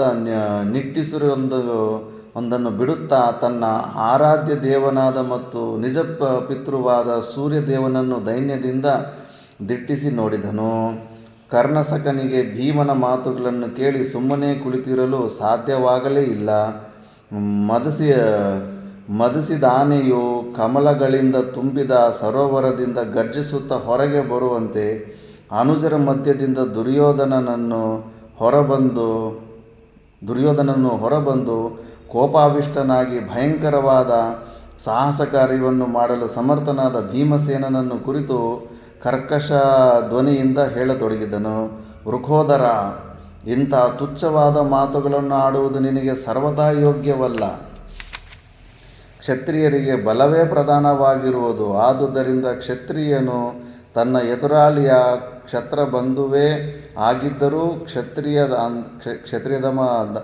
ದಮನೇ ಆಗಿದ್ದರೂ ಅವನು ಬಲಿಷ್ಠನಾಗಿದ್ದರೆ, ಬಲದಲ್ಲಿ ತನಗೆ ಸಮನನಾಗಿದ್ದರೆ ಅವನೊಡನೆ ಯುದ್ಧ ಮಾಡಬೇಕು. ಮಹಾನದಿಗಳ ಮೂಲಗಳು ಹೇಗೆ ರಹಸ್ಯವಾಗಿಯೇ ಇವೆಯೋ ಹಾಗೆಯೇ ವೀರರಾದವರ ಕುಲಗೋತ್ರಗಳು ಗುಪ್ತವಾಗಿಯೇ ಇರುವವು. ಪ್ರಪಂಚದಲ್ಲೆಲ್ಲ ಹರಡಿರುವ ಅಗ್ನಿಯು ನೀರಿನಿಂದ ಹುಟ್ಟಿದೆ ಎಂಬುದನ್ನು ನೀನು ತಿಳಿದಿರುವೆಲ್ಲವೇ? ಸಕಲ ದೈತ್ಯ ದಾನವರನ್ನು ಸಂಹರಿಸಿದ ಮಹಾತೇಜಸ್ಸಿನಿಂದ ಕೂಡಿರುವ ಇಂದ್ರನ ವಜ್ರಾಯುಧವು ಮಾನವನಾದ ದದೀಚಿನ ಮೂಲೆಯಿಂದ ಮಾಡಲ್ಪಟ್ಟಿದೆ. ಮಹಾಮಹಿಮನಾದ ಷಣ್ಮುಖನ ನಿಜವಾದ ತಂದೆ ತಾಯಿಗಳಾರೆಂಬುದು ಇಂದಿಗೂ ಸಹ ರಹಸ್ಯವಾಗಿಯೇ ಉಳಿದಿದೆ. ಕೆಲವರು ಅವನನ್ನು ಅಗ್ನಿಯ ಮಗನೆಂದು, ಕೆಲವರು ಕೃತಿಕಾ ನಕ್ಷತ್ರಗಳ ಮಗನೆಂದು, ಮತ್ತು ಕೆಲವರು ರುದ್ರನ ಮಗನೆಂದು, ಇನ್ನೂ ಕೆಲವರು ಗಂಗಾಪುತ್ರನೆಂದು ಹೇಳುವರು. ಆದರೆ ಗುಹನ ಕುಲ ಗೋತ್ರಗಳನ್ನು ಯಾರು ತಾನೇ ಪರಿಶೀಲಿಸಿ ಹೋಗುವರು? ಅವನ ಪರಾಕ್ರಮವೇ ಅಲ್ಲವೇ ಅವನ ಖ್ಯಾತಿಗೆ ಕಾರಣವಾಗಿರುವುದು. ಅದೂ ಅಲ್ಲದೆ ಕೆಳಗಿನ ಕುಲದಲ್ಲಿ ಜನ್ಮ ತಾಳಿದವರು ಉತ್ತಮ ಕುಲಕ್ಕೆ ಸೇರಿದ ನಿದರ್ಶನಗಳೂ ಅನೇಕವಿದೆ. ಸಾಧನೆಯಿಂದ ವಿಶ್ವಾಮಿತ್ರ ಕ್ಷತ್ರಿಯನಾಗಿದ್ದರೂ ಕೂಡ ಸಾಧನೆ ಮಾಡಿಕೊಂಡು ಬ್ರಾಹ್ಮಣತ್ವವನ್ನು ಹೊಂದುತ್ತಾನೆ. ಅಂದರೆ ಗುಣಗಳು, ನಮ್ಮಲ್ಲಿರೋ ಗುಣಗಳನ್ನು, ಸತ್ವಗುಣ ಪ್ರಧಾನಗಳ ಆ ಗುಣಗಳನ್ನು ಹೊಂದಿಬಿಟ್ರೆ ವರ್ಣ ಕೂಡ ಚೇಂಜ್ ಆಗುತ್ತೆ. ಅದಕ್ಕೆ ಜಾತಿ ಮತ ಭೇದಗಳು ಗುಣ ಕರ್ಮ ವಿಭಾಗಶಃ. ನಮ್ಮಲ್ಲಿರೋ ಗುಣಗಳು ನಾವು ಪೂರ್ವಜನ್ಮದಲ್ಲಿ ಮಾಡಿರೋ ಕರ್ಮಗಳು ಎರಡು ಸೇರಿ ವಿಭಾಗ ಮಾಡಿರೋದು. ಆ ಗುಣಗಳು ನೀನು ಪುರುಷಾರ್ಥದಿಂದ ಈ ಜನ್ಮದಲ್ಲಿ ಹೊಂದಿಬಿಟ್ಟಿದೆ ಅಂದರೆ ನೀನೇ ಶ್ರೇಷ್ಠ. ಅದಕ್ಕೆ ಗುಣಗಳನ್ನೇ ಹೆಚ್ಚು ನೋಡಬೇಕಾಗುತ್ತೆ. ಬರೀ ಆ ಕುಲದಲ್ಲಿ ಹುಟ್ಟು ಬಂದುಬಿಟ್ಟಿದ್ದಾನಲ್ಲ ಅದಕ್ಕೆ ಶ್ರೇಷ್ಠ ಅನ್ನೋದು ಅದು ನೋಡಬಾರ್ದಂತ. ಮತ್ತು ವಿಶ್ವಾಮಿತ್ರನೇ ನೋಡು, ವಿಶ್ವಾಮಿತ್ರನೇ ದೃಷ್ಟಾಂತ ಕೇಳ್ತಾ ಇದ್ದಾನೆ. ವಿಶ್ವಾಮಿತ್ರನೇ ಮೊದಲಾದ ಮಹಾಮಹಿಮರು ಕ್ಷತ್ರಿಯ ಕುಲದಲ್ಲಿ ಹುಟ್ಟಿಯೂ ಬ್ರಾಹ್ಮಣನೆನಿಸಿದರು. ನಾನಿದು ಇಲ್ಲಿಲಾಗಿದೆ ಓನಾಗಿ ಹೇಳಿದೆ, ಅದು ಅದೇ ಇದೆ ದೃಷ್ಟಾಂತ ಇಲ್ಲಿ. ಶಾಶ್ವತವಾದ ಬ್ರಹ್ಮತ್ವವನ್ನು ಪಡೆದರು. ನಮ್ಮ ಆಚಾರ್ಯರಾದ ದ್ರೋಣಕೃಪರು, ಇವ್ರದ್ದೇನು ಜನ್ಮ ವೃತ್ತಾಂತ ತೆಗಿಯೋಕ್ಕಾಗುತ್ತೋ, ಎಲ್ಲಿ ಹುಟ್ಟಿದರು? ಆ ಜನ್ಮ ವೃತ್ತಾಂತಗಳಾದರೂ ಏನು? ಎನ್ ಟಿ ರಾಮರು ಸಿನಿಮಾದ ಡೈಲಾಗು, ಕುಂಡಲು ಪುಟ್ಟಿ ನೋಡು, ಪಾತ್ರೆಯಲ್ಲಿ ಹುಟ್ಟಿದವರು ನೀವು ಕುಲದ ಬಗ್ಗೆ ಮಾತಾಡ್ತೀರಾ ಅಂತ. ಕುಲಮು ಅಂತ ಚೆನ್ನಾಗಿ ಹೇಳಿದ್ದಾನೆ ಡೈಲಾಗ್. ಕಲಶದಿಂದ ಜನ್ಮ ತಾಳಿದರು. ಮತ್ತೊಬ್ಬರು ಗೌತಮರ ವಂಶದಲ್ಲಿ, ಅಂದರೆ ಇವರು ದ್ರೋಣರು ಕಲಶದಿಂದ, ಅಂದರೆ ಅದು ಕಟ್ಟಿಗೆ ಒಂದು ಪಾತ್ರೆ, ಅದರಲ್ಲಿ ಬೆಳೆದಿರ್ತಾನೆ ದ್ರೋಣ. ಅದನ್ನೇ ದ್ರೋಣ ಅಂತಾರೆ. ದ್ರೋಣದಲ್ಲಿ ಹುಟ್ಟಿದ್ರಿಂದ ಅದಕ್ಕೆ ದ್ರೋಣ ಅಂತ. ಮತ್ತು ಕೃಪಾನು ಅಷ್ಟೇ, ಒಂದು ಕಲ್ಲು ಬಂಡೆ ಮೇಲೆ ಹುಟ್ಟಿರ್ತಾನೆ. ಕೃಪರು ಗೌತಮರ ವಂಶದಲ್ಲಿ ನೊಜೆಯ ಹುಲ್ಲಿನ ಗುತ್ತಿಯಿಂದ ಜನ್ಮ ತಾಳಿದರು. ಅವರ ಕುಲಗೋತ್ರಗಳ ವಿಷಯವಾಗಿ ವಿವಾದವೇನಾದರೂ ಇದೆಯಾ? ಎಲ್ಲಕ್ಕಿಂತಲೂ ಮಿಗಿಲಾಗಿ ನಿಮ್ಮ ಜನ್ಮ ವೃತ್ತಾಂತವು ನಮ್ಮೆಲ್ಲರಿಗೂ ಚೆನ್ನಾಗಿ ತಿಳಿದಿದೆ. ನೀವೇನು ಸರಿಯಾಗಿ ಹುಟ್ಟಿದ್ದೀರಾ? ಕಾಡಲ್ಲಿ ಯಾರು ಹುಟ್ಟಿದ್ರೋ ಏನೋ, ಸುಮ್ಮನೆ ದೇವ್ರಿಗೆ ಹುಟ್ಟಿದ್ದೀವಿ ಇಂದ್ರಿಗೆ, ಅದು ಏನೋ ಆಕಾಶವಾಣಿ ಬಂದು ಹೇಳೋಯ್ತು, ಅದಕ್ಕೆ ನೀವು ಸೇಫ್ ಆಗಿಬಿಟ್ರಿ. ಇಲ್ಲಾಂದರೆ ಸ್ಟಾರ್ಟಿಂಗಲ್ಲಿ ಅವ್ರ ಕಾಡಿಂದ ಬಂದ ತಕ್ಷಣ ಇವರು ಪಾಂಡು ಮಕ್ಕಳು, ಅಲ್ಲಿ ಯಾರಾದರೂ ಇಟ್ಕೊಂಡಿರೋರು ಮಕ್ಕಳು ಅಂತ ಎಲ್ಲ ಜಗಳ ಆಡ್ತಾ ಇರ್ತಾರೆ. ಇಲ್ಲ, ಇವ್ರನ್ನ ಸ್ವೀಕಾರ ಮಾಡಬಾರ್ದಂತ. ಮತ್ತು ಆಕಾಶವಾಣಿ ಬಂದು ಹೇಳಿದ ಮೇಲೆ ಇವರು ಇಂದ್ರ ದೇವತೆಗಳ ಕೃಪೆಯಿಂದ ಆ ವರದಿಂದ ಹುಟ್ಟಿದ್ದಾರೆ ಅಂತ ಹೇಳಿದ ಮೇಲೆ ಇವರು ಪಾಂಡುವಿನ ಮಕ್ಕಳಂತೆ ಸ್ವೀಕಾರ ಮಾಡಬೇಕು ಅಂತ ಹೇಳಿದ ಮೇಲೆ ಅವ್ರು ಸ್ವೀಕಾರ ಮಾಡಿದ್ರು. ಇಲ್ಲ ಅಂದಿದ್ರೆ ಅವ್ರಿಗೆ ಈ ಸಮಸ್ಯೆ ಬಂದಿತ್ತು. ಮತ್ತು ಎಲ್ಲಕ್ಕಿಂತ ಮಿಗಿಲಾಗಿ ನಿಮ್ಮ ಜನ್ಮ ವೃತ್ತಾಂತ ನಮ್ಮೆಲ್ಲರಿಗೂ ಚೆನ್ನಾಗಿ ತಿಳಿದಿದೆ. ಆದುದರಿಂದ ಮಹಾಮಹಿಮರು ಮತ್ತು ವೀರರ ಕುಲಗೋತ್ರಗಳು ವಿಮರ್ಶನೀಯವಲ್ಲ. ಸ್ವಾಭಾವಿಕ ಗುಣಗಳನ್ನೇ ಪರಿಶೀಲಿಸುವುದಾದರೆ ಕರ್ಣನು ಸೂತಪುತ್ರನಲ್ಲ. ಹೆಣ್ಣು ಜಿಂಕೆಯೊಂದು ಹುಲಿಮರಿಯನ್ನು ಹೊಡೆಯಲು ಸಾಧ್ಯವಿದೆಯೇ? ಭೀಮಸೇನ ಸಾಮಾನ್ಯ ಮಹಿಳೆಯ ಹೊಟ್ಟೆಯಲ್ಲಿ ಸೂರ್ಯ ಸಮಾನನಾದ ತೇಜಸ್ಸಿನಿಂದಲೂ ಸಕಲ ಲಕ್ಷಣಗಳಿಂದಲೂ ಕುಂಡಲ ಕವಚಗಳಿಂದಲೂ ಕೂಡಿರುವ ಇಂತಹ ಮಹಾಪುರುಷನ ಜನ್ಮವು ಸಾಧ್ಯವೇ? ಇದು ಒಳ್ಳೆ, ನಿಜವಾಗಲೂ ಅವನು ಸಾಮಾನ್ಯ ಸ್ತ್ರೀಯ ಮಗನಲ್ಲ, ನಿಜವಾಗ್ಲೂ ಕ್ಷತ್ರಿಯ ಪುತ್ರನೇ ಆಗಿರ್ತಾನೆ, ಕುಂತಿಯ ಪುತ್ರನೇ ಆಗಿರ್ತಾನಲ್ಲ.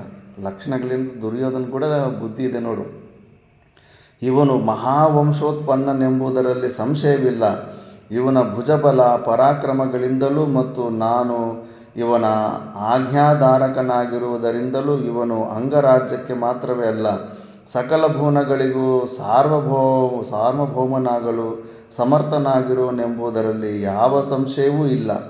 ನಾನು ಮಾಡಿರುವ ಕಾರ್ಯವು ಯಾವನಿಗಾದರೂ ಅಸಹನೀಯವಾಗಿದ್ದರೆ ಅಂತಹವನು ಕೂಡಲೇ ರಥವನ್ನು ಹತ್ತಿ ಧನುಷನ್ನು ಬಗ್ಗಿಸಿ ಹೆದೆ ಏರಿಸಲಿ. ನಾನು ಮಾಡಿದ ಕಾರ್ಯ ಸರಿ ಇಲ್ಲ ಅಂದರೆ ಬನ್ನಿ ನನ್ನ ಜೊತೆ ಯುದ್ಧ ಮಾಡಿ ನೋಡ್ಕೊಳ್ಳೋಣ, ನಾನು ನೀನು ನೋಡ್ಕೊಳ್ಳೋಣ ಅಂತ ಫುಲ್ಲು ಸಪೋರ್ಟ್ ಅಂದರೆ ಸಪೋರ್ಟು ಕರ್ಣನಿಗೆ. ದುರ್ಯೋಧನನ ಮಾತುಗಳನ್ನು ಕೇಳಿ ರಂಗಮಂಟಪದಲ್ಲಿ ಕೋಲಾಹಲವೇ ಉಂಟಾಯಿತು. ಆಗೋಯ್ತು, ಯುದ್ಧ ಸ್ಟಾರ್ಟ್ ಆಗೋಯ್ತು. ಇನ್ನಲ್ಲಿ ಅನೇಕರು ದುರ್ಯೋಧನನ ಮಾತುಗಳನ್ನು ಒಪ್ಪಿದರು. ದುರ್ಯೋಧನನಿಗೆ ಜಯವಾಗಲಿ, ಕರ್ಣನಿಗೆ ಜಯವಾಗಲಿ ಎಂದು ಕೂಗಲು ತೊಡಗಿದರು. ಆ ವೇಳೆಗೆ ಸರಿಯಾಗಿ ಸೂರ್ಯನು ಅಸ್ತಂಗತನಾದನು. ದುರ್ಯೋಧನನು ಕರ್ಣನ ಕೈ ಹಿಡಿದು ಮಿನುಗುತ್ತಿದ್ದ ಸಾವಿರಾರು ದೀಪಗಳು ಮತ್ತು ಜ್ವಲಿಸುತ್ತಿದ್ದ ಪಂಜಿನ ಬೆಳಕಿನಲ್ಲಿ ರಂಗಮಂಟಪದಿಂದ ಹೊರಕ್ಕೆ ಕರೆದೊಯ್ದನು. ಪಾಂಡವರು ದ್ರೋಣ, ಕೃಪ, ಭೀಷ್ಮರೊಡನೆ ತಮ್ಮ ತಮ್ಮ ನಿವಾಸಗಳಿಗೆ ತೆರಳಿದರು. ಅರ್ಜುನನ ಸಾಮರ್ಥ್ಯವು ಕರ್ಣನಿಗೆಲ್ಲಿದೆ? ನೀನು ಏನಕ್ಕೆ ಹೇಳಿದರೂ ಕರ್ಣನೇ ಅರ್ಜುನನಿಗಿಂತಲೂ ಪರಾಕ್ರಮಿ. ನನಗೇನೋ ಇಬ್ಬರೂ ಸಮಾನರೆಂದು ತೋರುತ್ತದೆ. ನೀವೇನು ಹೇಳಿದರೂ ಇಬ್ಬರನ್ನು ದ್ವಂದ್ವ ಯುದ್ಧಕ್ಕೆ ಬಿಟ್ಟು ಇವರ ಪರೀಕ್ಷೆಯಾಗಬೇಕು. ಹೊರತು ನಾವೇನನ್ನೂ ನಿರ್ಧಾರ ಮಾಡಲು ಸಾಧ್ಯವೇ ಇಲ್ಲ. ಇವೆಲ್ಲವೂ ಹೇಗಾದರೂ ಇರಲಿ, ದುರ್ಯೋಧನನಾಡಿದ ಮಾತುಗಳು ಒಪ್ಪು ತಕ್ಕುಗಳೇ ಆಗಿವೆ. ಒಪ್ಪಲೇಬೇಕು, ಅಷ್ಟು ಕರೆಕ್ಟಾಗಿ ಮಾತಾಡಿರ್ತಾನೆ. ಈ ರೀತಿಯಾಗಿ ಮಾತನಾಡಿಕೊಳ್ಳುತ್ತಾ ಪ್ರೇಕ್ಷಕರೆಲ್ಲರೂ ತಮ್ಮ ತಮ್ಮ ನಿವಾಸಗಳಿಗೆ ತೆರಳಿದರು. ಕರ್ಣನ ದಿವ್ಯ ಲಕ್ಷಣಗಳನ್ನು ಕಂಡು ಅವನು ತನ್ನ ಮೊದಲನೆಯ ಮಗನೆಂದು ನಿರ್ಧರಿಸಿದ ಕುಂತಿಯು ತನ್ನ ಮಗನಿಗೆ ಅಂಗರಾಜ್ಯದ ರಾಜ ಪದವಿಯು ಸಿಕ್ಕಿದುದಕ್ಕಾಗಿ ಬಹುವಾಗಿ ಸಂತೋಷಪಟ್ಟಳು. ಒಳಗಡೆನೆ. ಆದರೆ ಅದನ್ನು ಯಾರಿಗೂ ತಿಳಿಸಲಿಲ್ಲ. ಕರ್ಣನೊಡನೆ ಬೆಳೆಸಿದ ಸಖ್ಯದ ಕಾರಣದಿಂದ ದುರ್ಯೋಧನನು ಅರ್ಜುನನ ಸಂಬಂಧವಾಗಿದ್ದ ಭಯವನ್ನು ತೊರೆದನು. ಅರ್ಜುನನಿಂದ ಭಯಂಕರವಾದ ಭಯ ಆಯಿತು ದುರ್ಯೋಧನಿಗೆ. ಈಗ ಕರ್ಣನನ್ನು ನೋಡಿಬಿಟ್ಟು ಆ ಭಯ ಎಲ್ಲ ದೂರ ಹೊರಟೋಯ್ತಂತೆ. ಕರ್ಣನು ಶಸ್ತ್ರ ನಿಷ್ಣಾತನಾದ ದುರ್ಯೋಧನನಿಗೆ ಪ್ರಿಯವಾಕ್ಯಗಳಿಂದ ಹೇಳುತ್ತಾ ಸಂತೋಷಪಡಿಸುತ್ತಿದ್ದನು. ಹಿತವಾಕ್ಯ ಇಲ್ಲ, ಸುಮ್ಮನೆ ಪ್ರಿಯವಾಕ್ಯಗಳು ಅವನ ಕೆಲಸಕ್ಕೆ ಬಳಸ್ಕೋಬೇಕಂತ.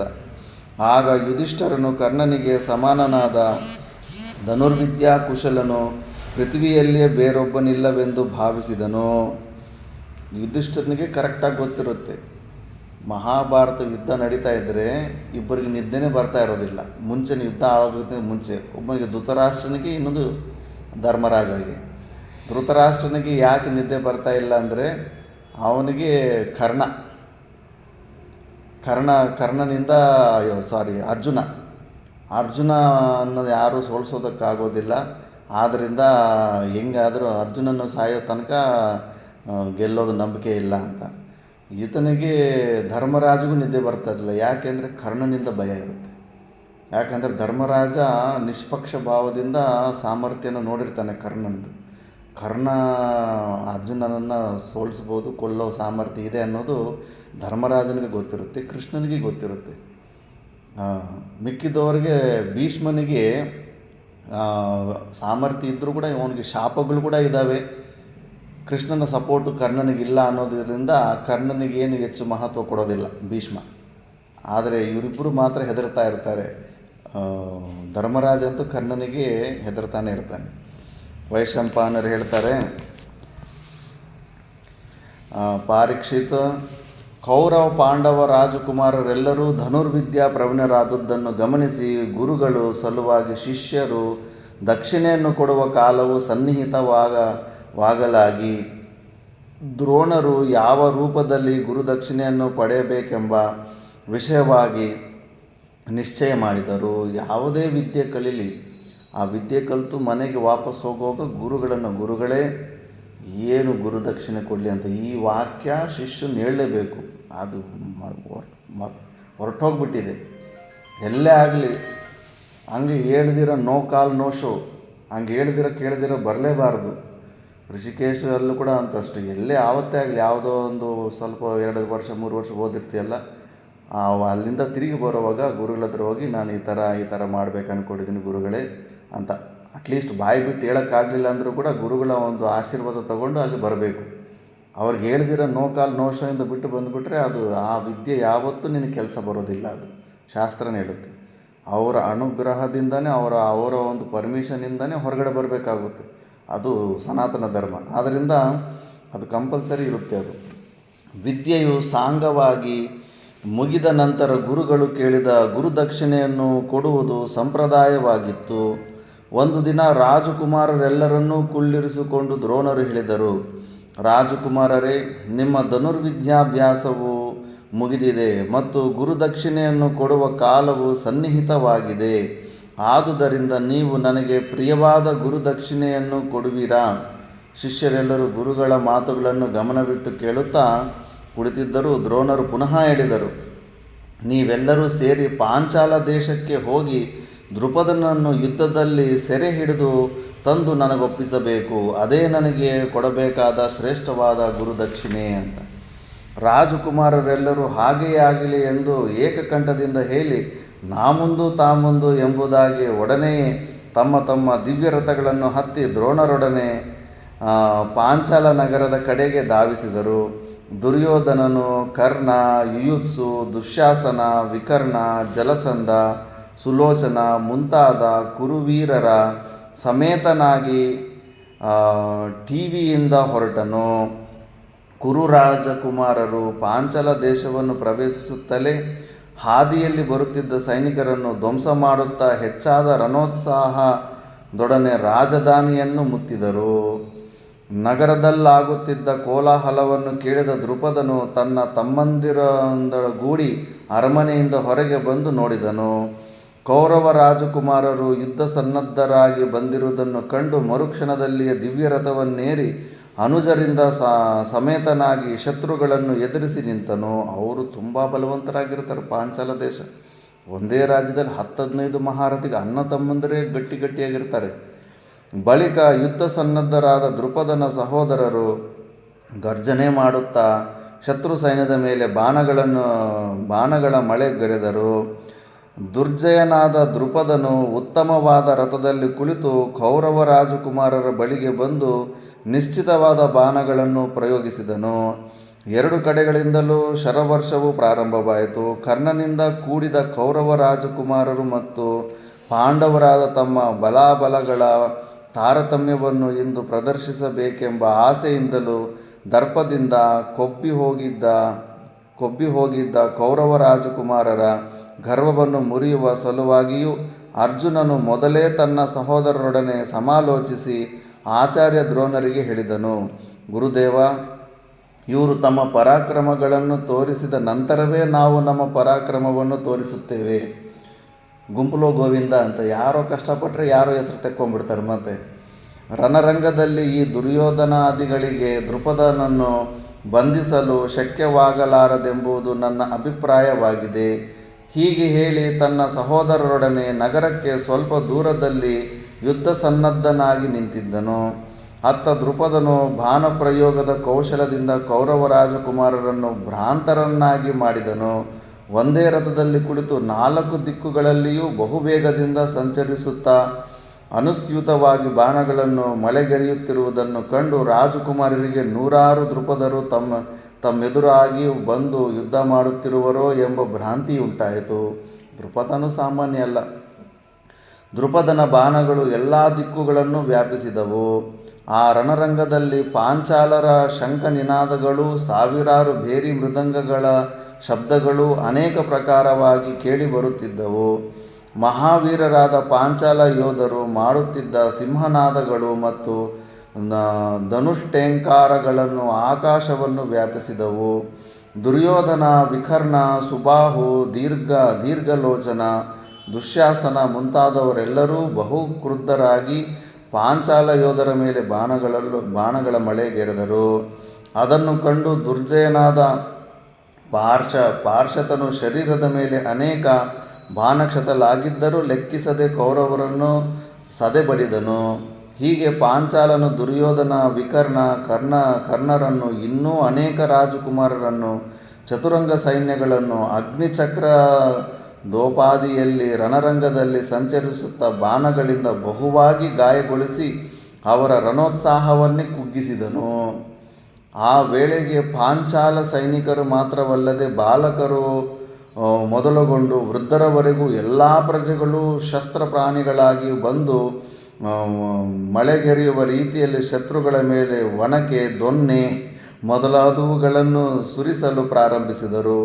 ಕೌರವರು ಆ ಅವ್ಯಾಹತವಾದ ಶಸ್ತ್ರಗಳ ಆಘಾತವನ್ನು ತಾಳಲಾರದೆ ಹಾಹಾಕಾರ ಮಾಡುತ್ತಾ ಪಾಂಡವರ ಸಮೀಪಕ್ಕೆ ಓಡಿದರು.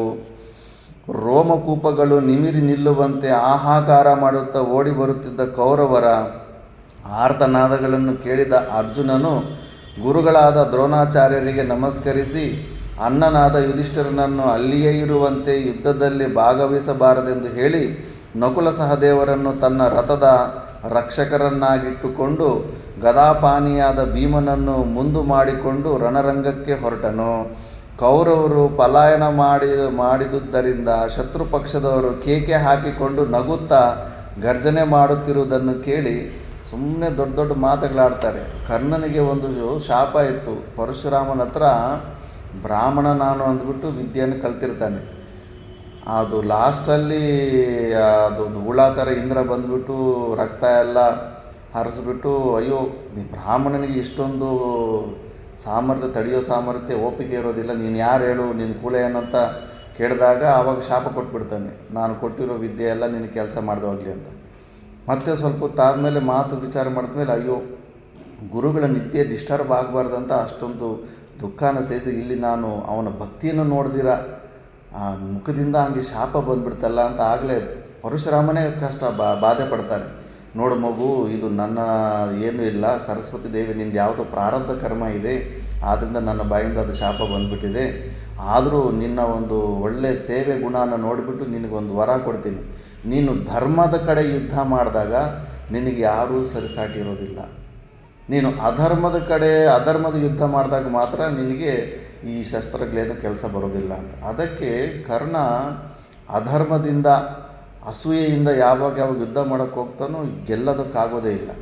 ಧರ್ಮ ಯುದ್ಧಗಳು ಮಾಡಿದಾಗ ಒಂದು ಸತಿ ಜರಾಸಂಧನ ಓಡಿಸ್ಬಿಟ್ಟಿರ್ತಾನೆ. ಜರಾಸಂಧ ಎಷ್ಟು ಪವರ್ಫುಲ್ ಅಂದರೆ ಕೃಷ್ಣನನ್ನು 16 ಸತಿ ಸೋಲಿಸಿರ್ತಾನೆ.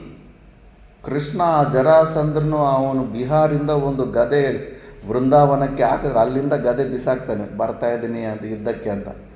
ಅವನು ಬರ್ತಾಯಿದ್ದಾನೆ ಅಂತ ಗೊತ್ತಾದರೆ ಹೆದರಿಕೆಗೆ ಕೃಷ್ಣ ದ್ವಾರಕಕ್ಕೆ ಓಡೋಗ್ತಾನೆ ಜರಾಸಂಧನಿಗೆ. ಅಂಥ ಜರಾಸಂಧನ ಕರ್ಣ ಸೋಲಿಸಿರ್ತಾನೆ. ಲಾಸ್ಟಲ್ಲಿ ಅದಕ್ಕೆ ಕರ್ಣನ ಸತ್ತಾಗ ಮಾತ್ರನೇ ಕೃಷ್ಣ ಅಳೋದು. ಯಾರು ಸತ್ತರೂ ಕೂಡ ಒಂದು ಚೂರು ಕಣ್ಣೀರು ಹಾಕಿರಲಿಲ್ಲ. ಕರ್ಣ ಸತ್ತಾಗ ಅಳ್ತಾನೆ. ಯಾಕೆ ಅಂದರೆ ಇಂಥ ಪರಾಕ್ರಮಿ ದುರದೃಷ್ಟದಿಂದ ಶಾಪಗಳು ವಶದಿಂದ ಈ ಥರ ಆಯ್ತು ಅಷ್ಟೇ ಹೊರತು ಎಂಥ ಪರಾಕ್ರಮಿ ಎಂಥ ದಾನಿ ಅಂತ ಅಷ್ಟು ಕಷ್ಟಪಡ್ತಾನೆ. ಮಹಾಪರಾಕ್ರಮಿ ಆಗಿರ್ತಾನೆ ಕರ್ಣ. ಧರ್ಮದ ಮಾರ್ಗದಲ್ಲಿ ಹೋದಾಗಂತೂ ಅವನು ಯಾರೂ ಸಾಟಿ ಆಗೋದಿಲ್ಲ. ಬಟ್ ಅಧರ್ಮ ಮಾರ್ಗದಲ್ಲಿ ಹೋದಾಗ ಆ ಶಸ್ತ್ರಗಳು ಪರಾಕ್ರಮ ಕೆಲಸ ಬರಲ್ಲ ಅಂತ ಪರಶುರಾಮ ಶಾಪ ಇಟ್ಟಿರ್ತಾನೆ. ಆದ್ದರಿಂದ ಈಗ ನೋಡು, ಇವಾಗ ಹೊಟ್ಟೆ ಕಿಚ್ಚು ಸಲುವಾಗಿ ಪಾಂಡವರಿಗಿಂತ ನಾವು ಗ್ರೇಟ್ ಅಂತ ತೋರಿಸ್ಕೊಳ್ಳೋ ಅಸೂಯೆಯಿಂದ ಯುದ್ಧ ಮಾಡೋಕ್ಕೆ ಹೋಗ್ತಾನೆ. ಅದಕ್ಕೆ ಒದೆಗಳು ತಿಂದು ರಕ್ತಗಳು ಸೋರ್ಕೊಂಡು ಓಡಿ ಬರ್ತಾರೆ. ವೀರನ ಥರ ದೊಡ್ಡ ದೊಡ್ಡ ಮಾತುಗಳಾಡಿದ್ರು ನಾಚಿಕೆ ಆಗಬೇಕಲ್ಲ ಇವರಿಗೆ. ಈಗ ನೋಡಿ ಕರ್ಣ ನೋಡು 4 ಜನ ಹೋಗ್ತಾ ಇದ್ದಾರೆ. ಇವ್ರ ಜೊತೆ ಯಾರು ದೊಡ್ಡ ಸೈನ್ಯನೂ ಇಲ್ಲ. ಧರ್ಮರಾಜನ್ ನೀನು ಕೂತ್ಕೋಪ್ಪ, ನೋಡ್ತಾ ಇರು ಸಿನಿಮಾ ನೋಡ್ತಾ ಇರೋ ಸಾಕು, ನಾನು ಕೆಲಸ ಮುಗಿಸ್ಕೊಂಬರ್ತೀನಿ ಅಂತ. ಅದು ಅರ್ಜುನ ಡೈಲಾಗುಗಳು ಅವು ಇವು ಹೊಡೆಯೋದಿಲ್ಲ, ನಿಜವಾದ ಸಾಮರ್ಥ್ಯ ಇರುತ್ತೆ ಅದು. ಶತ್ರು ಪಕ್ಷದವರು ಕೇಕೆ ಹಾಕಿಕೊಂಡು ನಗುತ್ತಾ ಗರ್ಜನೆ ಮಾಡುತ್ತಿರುವುದನ್ನು ಕೇಳಿ ಮತ್ತು ನೀವು ಓಡಿ ಬಂದರೆ ಅವ್ರು ನಗೋದಿಲ್ವ ಅವರು ದ್ರುಪದರಾಜರು.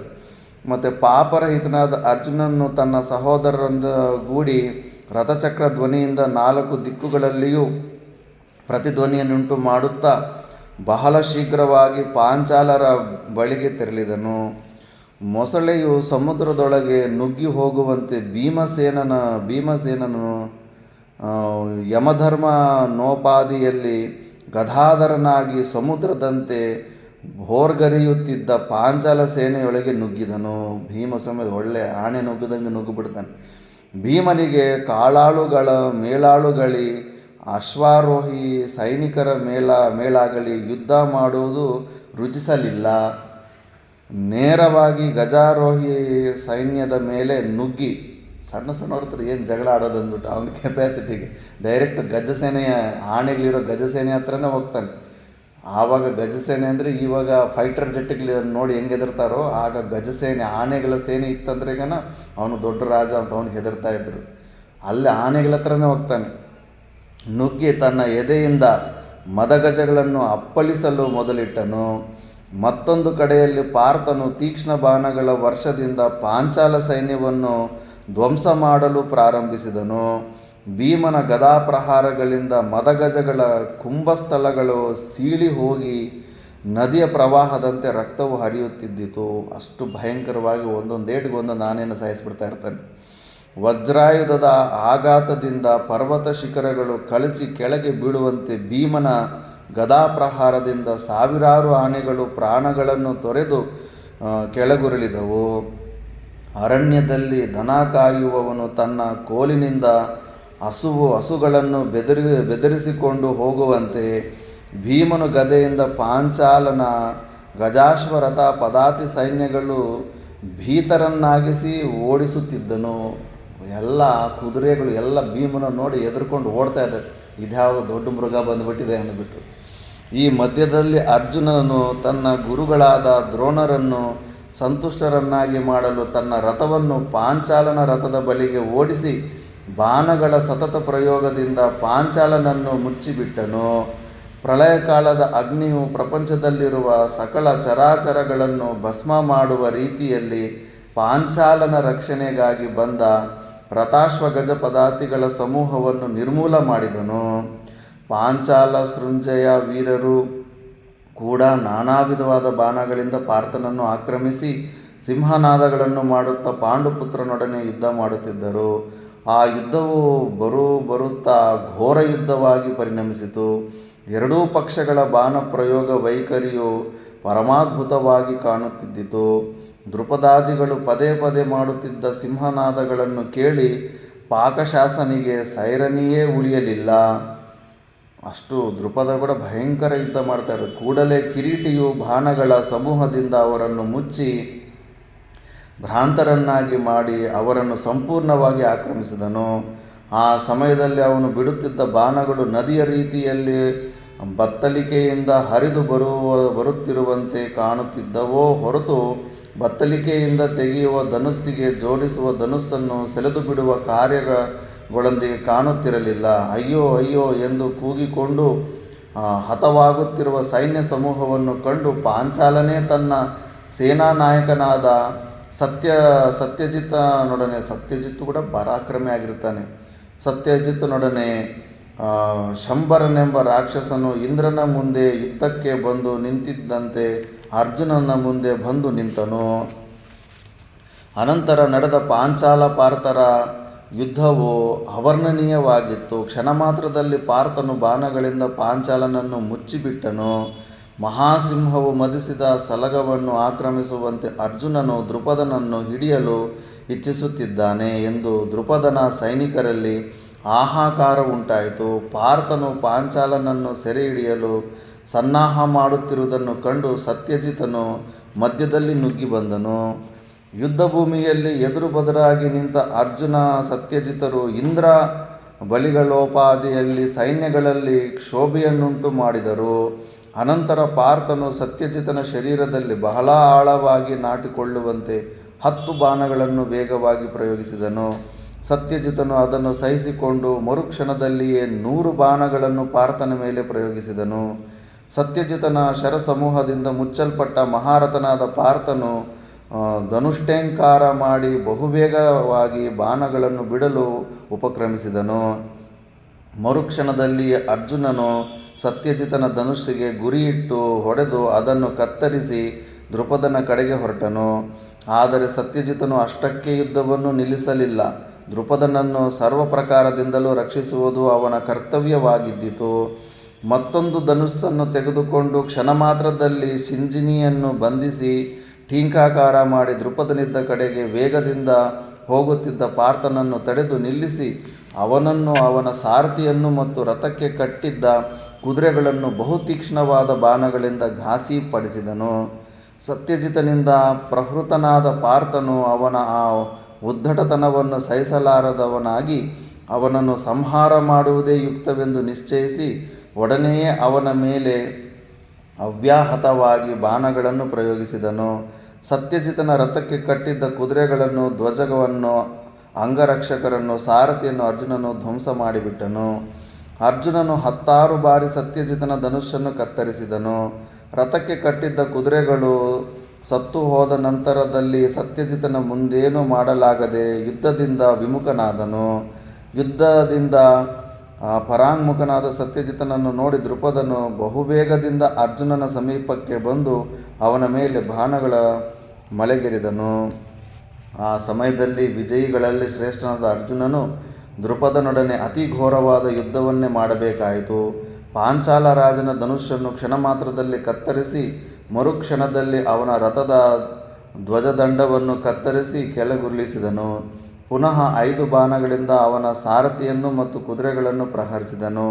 ದೃಪದನು ತುಂಡಾಗಿ ಹೋದ ಧನುಸ್ಸಿನ ಭಾಗವನ್ನು ಕೆಳಗೆ ಹಾಕಿ ಮತ್ತೊಂದು ಧನುಸ್ಸನ್ನು ಮತ್ತು ಬತ್ತಳಿಕೆಯನ್ನು ತೆಗೆದುಕೊಳ್ಳುವಷ್ಟರಲ್ಲಿಯೇ ಅರ್ಜುನನು ಕೈಯಲ್ಲಿ ಕತ್ತಿಯನ್ನು ಹಿಡಿದು ಅದನ್ನು ಜಲಪಿಸುತ್ತಾ ಸಿಂಹನಾದವನ್ನು ಮಾಡಿದನು. ಮರುಕ್ಷಣದಲ್ಲಿಯೇ ಅರ್ಜುನನು ದೃಪದನ ರಥದೊಳಕ್ಕೆ ಹಾರಿಬಿಟ್ಟನು.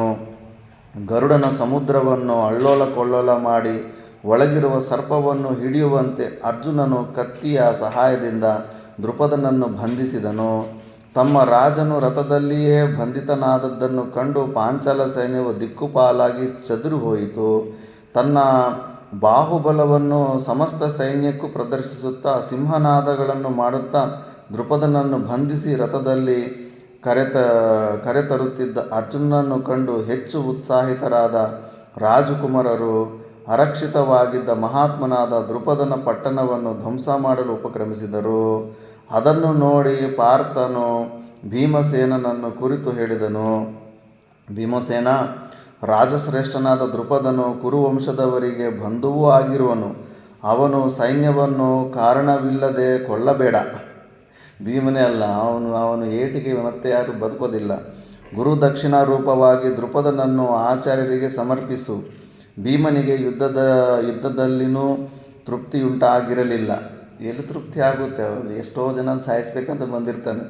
ಅವನಿಗೆ ಇನ್ನೂ ಯುದ್ಧ ಮಾಡಬೇಕೆನ್ನುವ ಹುಮ್ಮಸ್ಸಿದ್ದಿತು.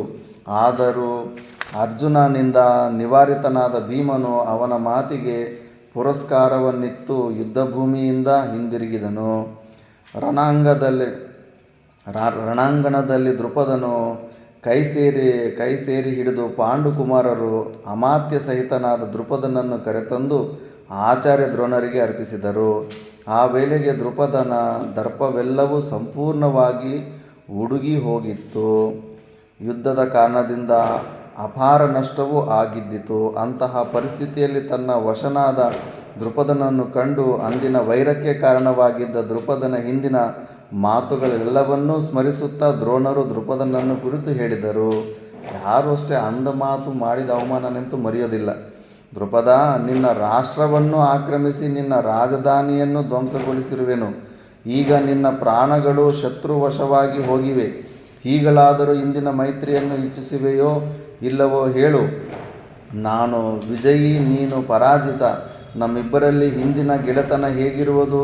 ಹೀಗೆ ಹೇಳಿದ ದ್ರೋಣರು ದ್ರುಪದರನ್ನು ನೋಡಿ ಒಮ್ಮೆ ಗಹಗಹಿಸಿ ನಕ್ಕು ಪುನಃ ಒಂದೆರಡು ಮಾತುಗಳನ್ನು ಹೇಳಿದರು. ವೀರನೇ ದ್ರುಪದ, ಪ್ರಾಣವು ಹೋಗಿಬಿಡುವುದೆಂದು ಭಯಪಡಬೇಡ. ಕ್ಷಮಿನೋ ಬ್ರಾಹ್ಮಣ ವಯಂ. ಬ್ರಾಹ್ಮಣರಾದ ನಾವು ಯಾವಾಗಲೂ ಕ್ಷಮಾವಂತರಾಗಿರುತ್ತೇವೆ. ದೈವಿ ಸಂಪತ್ತಿಗಳಿದ್ದವರು ಇರ್ತಾರಾಗ.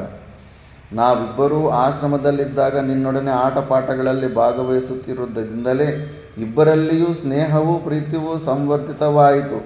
ಕ್ಷತ್ರಿಯ ಋಷಭನೇ, ನಿನ್ನೊಡನೆ ನಾನು ಪುನಃ ಮೈತ್ರಿಯನ್ನು ಪ್ರಾರ್ಥಿಸುತ್ತೇನೆ. ನಮ್ಮ ಸ್ನೇಹದ ಕುರುಹಾಗಿ ನಾನೀಗ ಗೆದ್ದಿರುವ ನಿನ್ನ ಸಂಪೂರ್ಣ ರಾಜ್ಯದಲ್ಲಿ ಅರ್ಧ ರಾಜ್ಯವನ್ನು ನಿನಗೆ ಕೊಟ್ಟು ಬಿಡುತ್ತೇನೆ.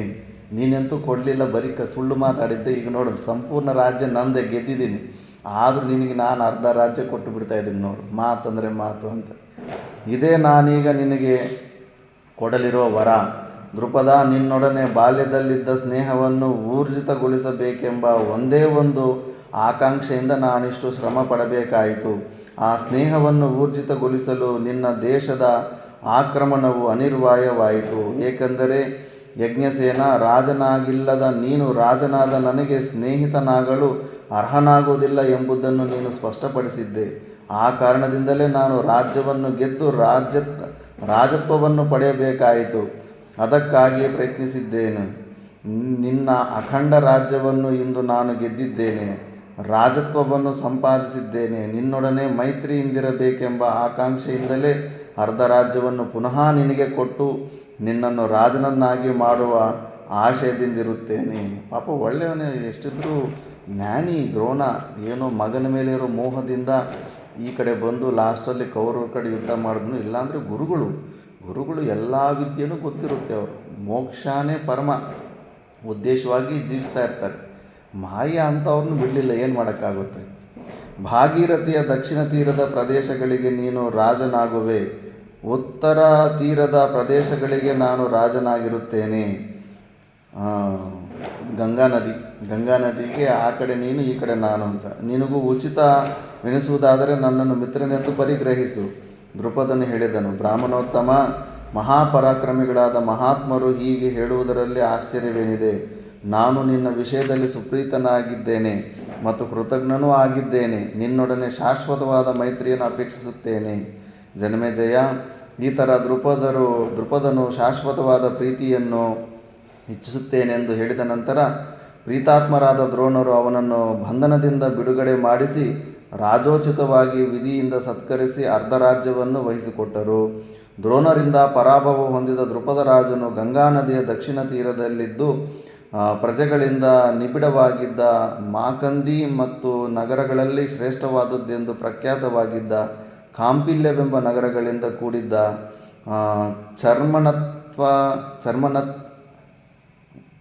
ಚರ್ಮನ್ವತಿ ನದಿಯವರೆಗೂ ವ್ಯಾಪಿಸಿದ್ದ ದಕ್ಷಿಣ ಪಾಂಚಾಲ ದೇಶವನ್ನು ದೀನಮನಸ್ಕನಾಗಿಯೇ ಸಂರಕ್ಷಿಸುತ್ತಿದ್ದನು. ಅವಮಾನ ಆಯ್ತಲ್ಲ, ಅವಮಾನನಂತೂ ರಜೋಗುಣರು ಸಹಿಸೋದಕ್ಕಾಗೋದಿಲ್ಲ. ಯದ್ಯಪಿ ದೃಪದನು ದ್ರೋಣರೊಡನೆ ಕೃತಜ್ಞತೆಯಿಂದ ಕೂಡಿದ ಮಾತುಗಳನ್ನಾಡಿದರೂ ಹೃದಯ ಬಹಳ ಕಠೋರವಾಗಿಯೇ ಇದ್ದಿತು. ಒಳಗಡೆ ಇನ್ನೂ ಹಂಗೆ ನೋವಿದೆ. ಕ್ಷಾತ್ರಬಲದಿಂದ ಬ್ರಾಹ್ಮಣನನ್ನು ಪರಾಜಯಗೊಳಿಸಲು ಸಾಧ್ಯವಾಗಲಾರದೆಂಬ ನಿಶ್ಚಿತಾಭಿಪ್ರಾಯವೂ ದೃಪದನಿಗಿದ್ದಿತು. ಯಾವತ್ತೇ ಆಗಲಿ ನೀನು ಫಿಸಿಕಲ್ಲು ಆಸ್ತಿ ಬಲ ದುಡ್ಡಿನ ಬಲ ಹೋಗ್ಬಿಟ್ಟು ನೀನು ಸತ್ವಗುಣ ಪ್ರಧಾನದ ಬ್ರಾಹ್ಮಣನ ಹತ್ರ ನೀನು ಜಗಳ ಇಟ್ಕೋಬಾರ್ದು. ಸಾಧುಗಳ ಹತ್ರ ಅಂತೂ ಇಟ್ಕೊಳ್ಳೇಬಾರ್ದು. ಸ್ವಾಮುಲೋತೋ ಪಾಮುಲತೋ ಸಹವಾಸವು ಇಟ್ಕೊಬಿಡ್ದಂತಾರೆ. ನೀನು ಎಂಥ ಬಲವಂತನೇ ಆಗಿರಲಿ ನಿನ್ನನ್ನು ಮಣ್ಣಲ್ಲಿ ಕಳಿಸ್ಬಿಡ್ತಾರೆ. ಅವ್ರ ಸಾಮರ್ಥ್ಯ, ಅವ್ರ ಬುದ್ಧಿಗೆ, ಅವರ ತಪಸ್ಸು ಮುಂದೆ ಯಾರೂ ನಿಲ್ಲೋದಕ್ಕಾಗೋದಿಲ್ಲ. ಅದು ಇವನಿಗೆ ಅರ್ಥ ಆಗಿದೆ ಈಗ. ಕ್ಷಾತ್ರಬಲದಿಂದ ಬ್ರಾಹ್ಮಣನನ್ನು ಪರಾಜಯಗೊಳಿಸಲು ಸಾಧ್ಯವಾಗಲಾರದೆಂಬ ನಿಶ್ಚಿತಾಭಿಪ್ರಾಯವು ದೃಪದನಿಗಿದ್ದಿತು. ತನ್ನನ್ನು ಬ್ರಾಹ್ಮ ಬಲಕ್ಕಿಂತಲೂ ಹೀನನೆಂದೇ ಭಾವಿಸಿದನು. ಆದುದರಿಂದ ದ್ರೋಣರನ್ನು ಪರಾಜಯಗೊಳಿಸುವ ಸಲುವಾಗಿಯೇ ಪುತ್ರನೊಬ್ಬನನ್ನು ಪಡೆಯಬೇಕೆಂಬ ಆಶಯದಿಂದ ದೃಪದನು ಪ್ರಪಂಚವನ್ನು ಸುತ್ತುತ್ತಿದ್ದನು. ಇತ್ತಲಾಗಿ ದ್ರೋಣರು ಅಹಿಚ್ಛತ್ರವೆಂಬ ನಗರವನ್ನು ತಮ್ಮ ರಾಜಧಾನಿಯನ್ನಾಗಿ ಮಾಡಿಕೊಂಡು ತಮಗೆ ಸೇರಿದ್ದ ಉತ್ತರ ಪಾಂಚಾಲ ದೇಶವನ್ನು ಆಳತೊಡಗಿದರು. ಜನ್ಮೇಜಯ ಈ ರೀತಿಯಾಗಿ ಹಲವಾರು ಪ್ರಾಂತಗಳಿಂದ ಸಂಪನ್ನವಾಗಿದ್ದ ಅಹಿಚ್ಛತ್ರ ಎಂಬ ಪಟ್ಟಣವು ಪಾರ್ಥನಿಂದ ಜಯಿಸಲ್ಪಟ್ಟು ದ್ರೋಣರಿಗೆ ಗುರುದಕ್ಷಿಣಾ ರೂಪವಾಗಿ ಕೊಡಲ್ಪಟ್ಟಿತು. ಇದನ್ನೇ ಡೆಹ್ರಾಡೂನ್ ಅಂತಾರೆ. ದ್ರೋಣಾಚಾರ್ಯಂತೆ ಜಾಗ ಅದು ರಾಜ್ಯ ಡೆಹ್ರಾಡೂನ್ ಉತ್ತರಾಖಂಡಲ್ಲಿ ದ್ರೋಣಾಚಾರ್ಯಂತೆ ಜಾಗ ಅಂತಾರೆ. ಅದು ಅವನೇ ಆಳ್ತಾ ಇದ್ದ ಅಲ್ಲಿ ಅಂತ. ಗಂಗಾ ನದಿಗೆ ಮೇಲ್ಭಾಗದಲ್ಲಿ, ಗಂಗಾ ನದಿಗೆ ಕೆಳಭಾಗದಲ್ಲಿ ಉತ್ತರ ಪ್ರದೇಶ, ಹರಿಯಾಣ, ಡೆಲ್ಲಿ ಆ ಕಡೆ ಕೆಳಗಡೆ ಭಾಗದಲ್ಲಿ ಹೆಚ್ಚು ಕಡಿಮೆ ಬಿಹಾರ್, ಬಂಗಾಲ್ ತನಕ ದೃಪದನಿಗೆ ಅರ್ಧ ಈ ಕಡೆ ಕೊಟ್ಬಿಟ್ಟು ಗಂಗಾ ನದಿಗೆ ಆ ಕಡೆ ಆತ ಆಡ್ತಾ ಇರ್ತಾನೆ. ಮಿಕ್ಕಿದ್ದು ನಾವು ನೆಕ್ಸ್ಟು ಕ್ಲಾಸಲ್ಲಿ ನೋಡೋಣ. ಓಂ ಪೂರ್ಣಮದಃ ಪೂರ್ಣಮಿದಂ ಪೂರ್ಣಾತ್ ಪೂರ್ಣಮುದಚ್ಯತೆ ಪೂರ್ಣಸ್ಯ ಪೂರ್ಣಮಾದಾಯ ಪೂರ್ಣಮೇವಾವಶಿಷ್ಯತೆ. ಓಂ ಶಾಂತಿ ಶಾಂತಿ ಶಾಂತಿ.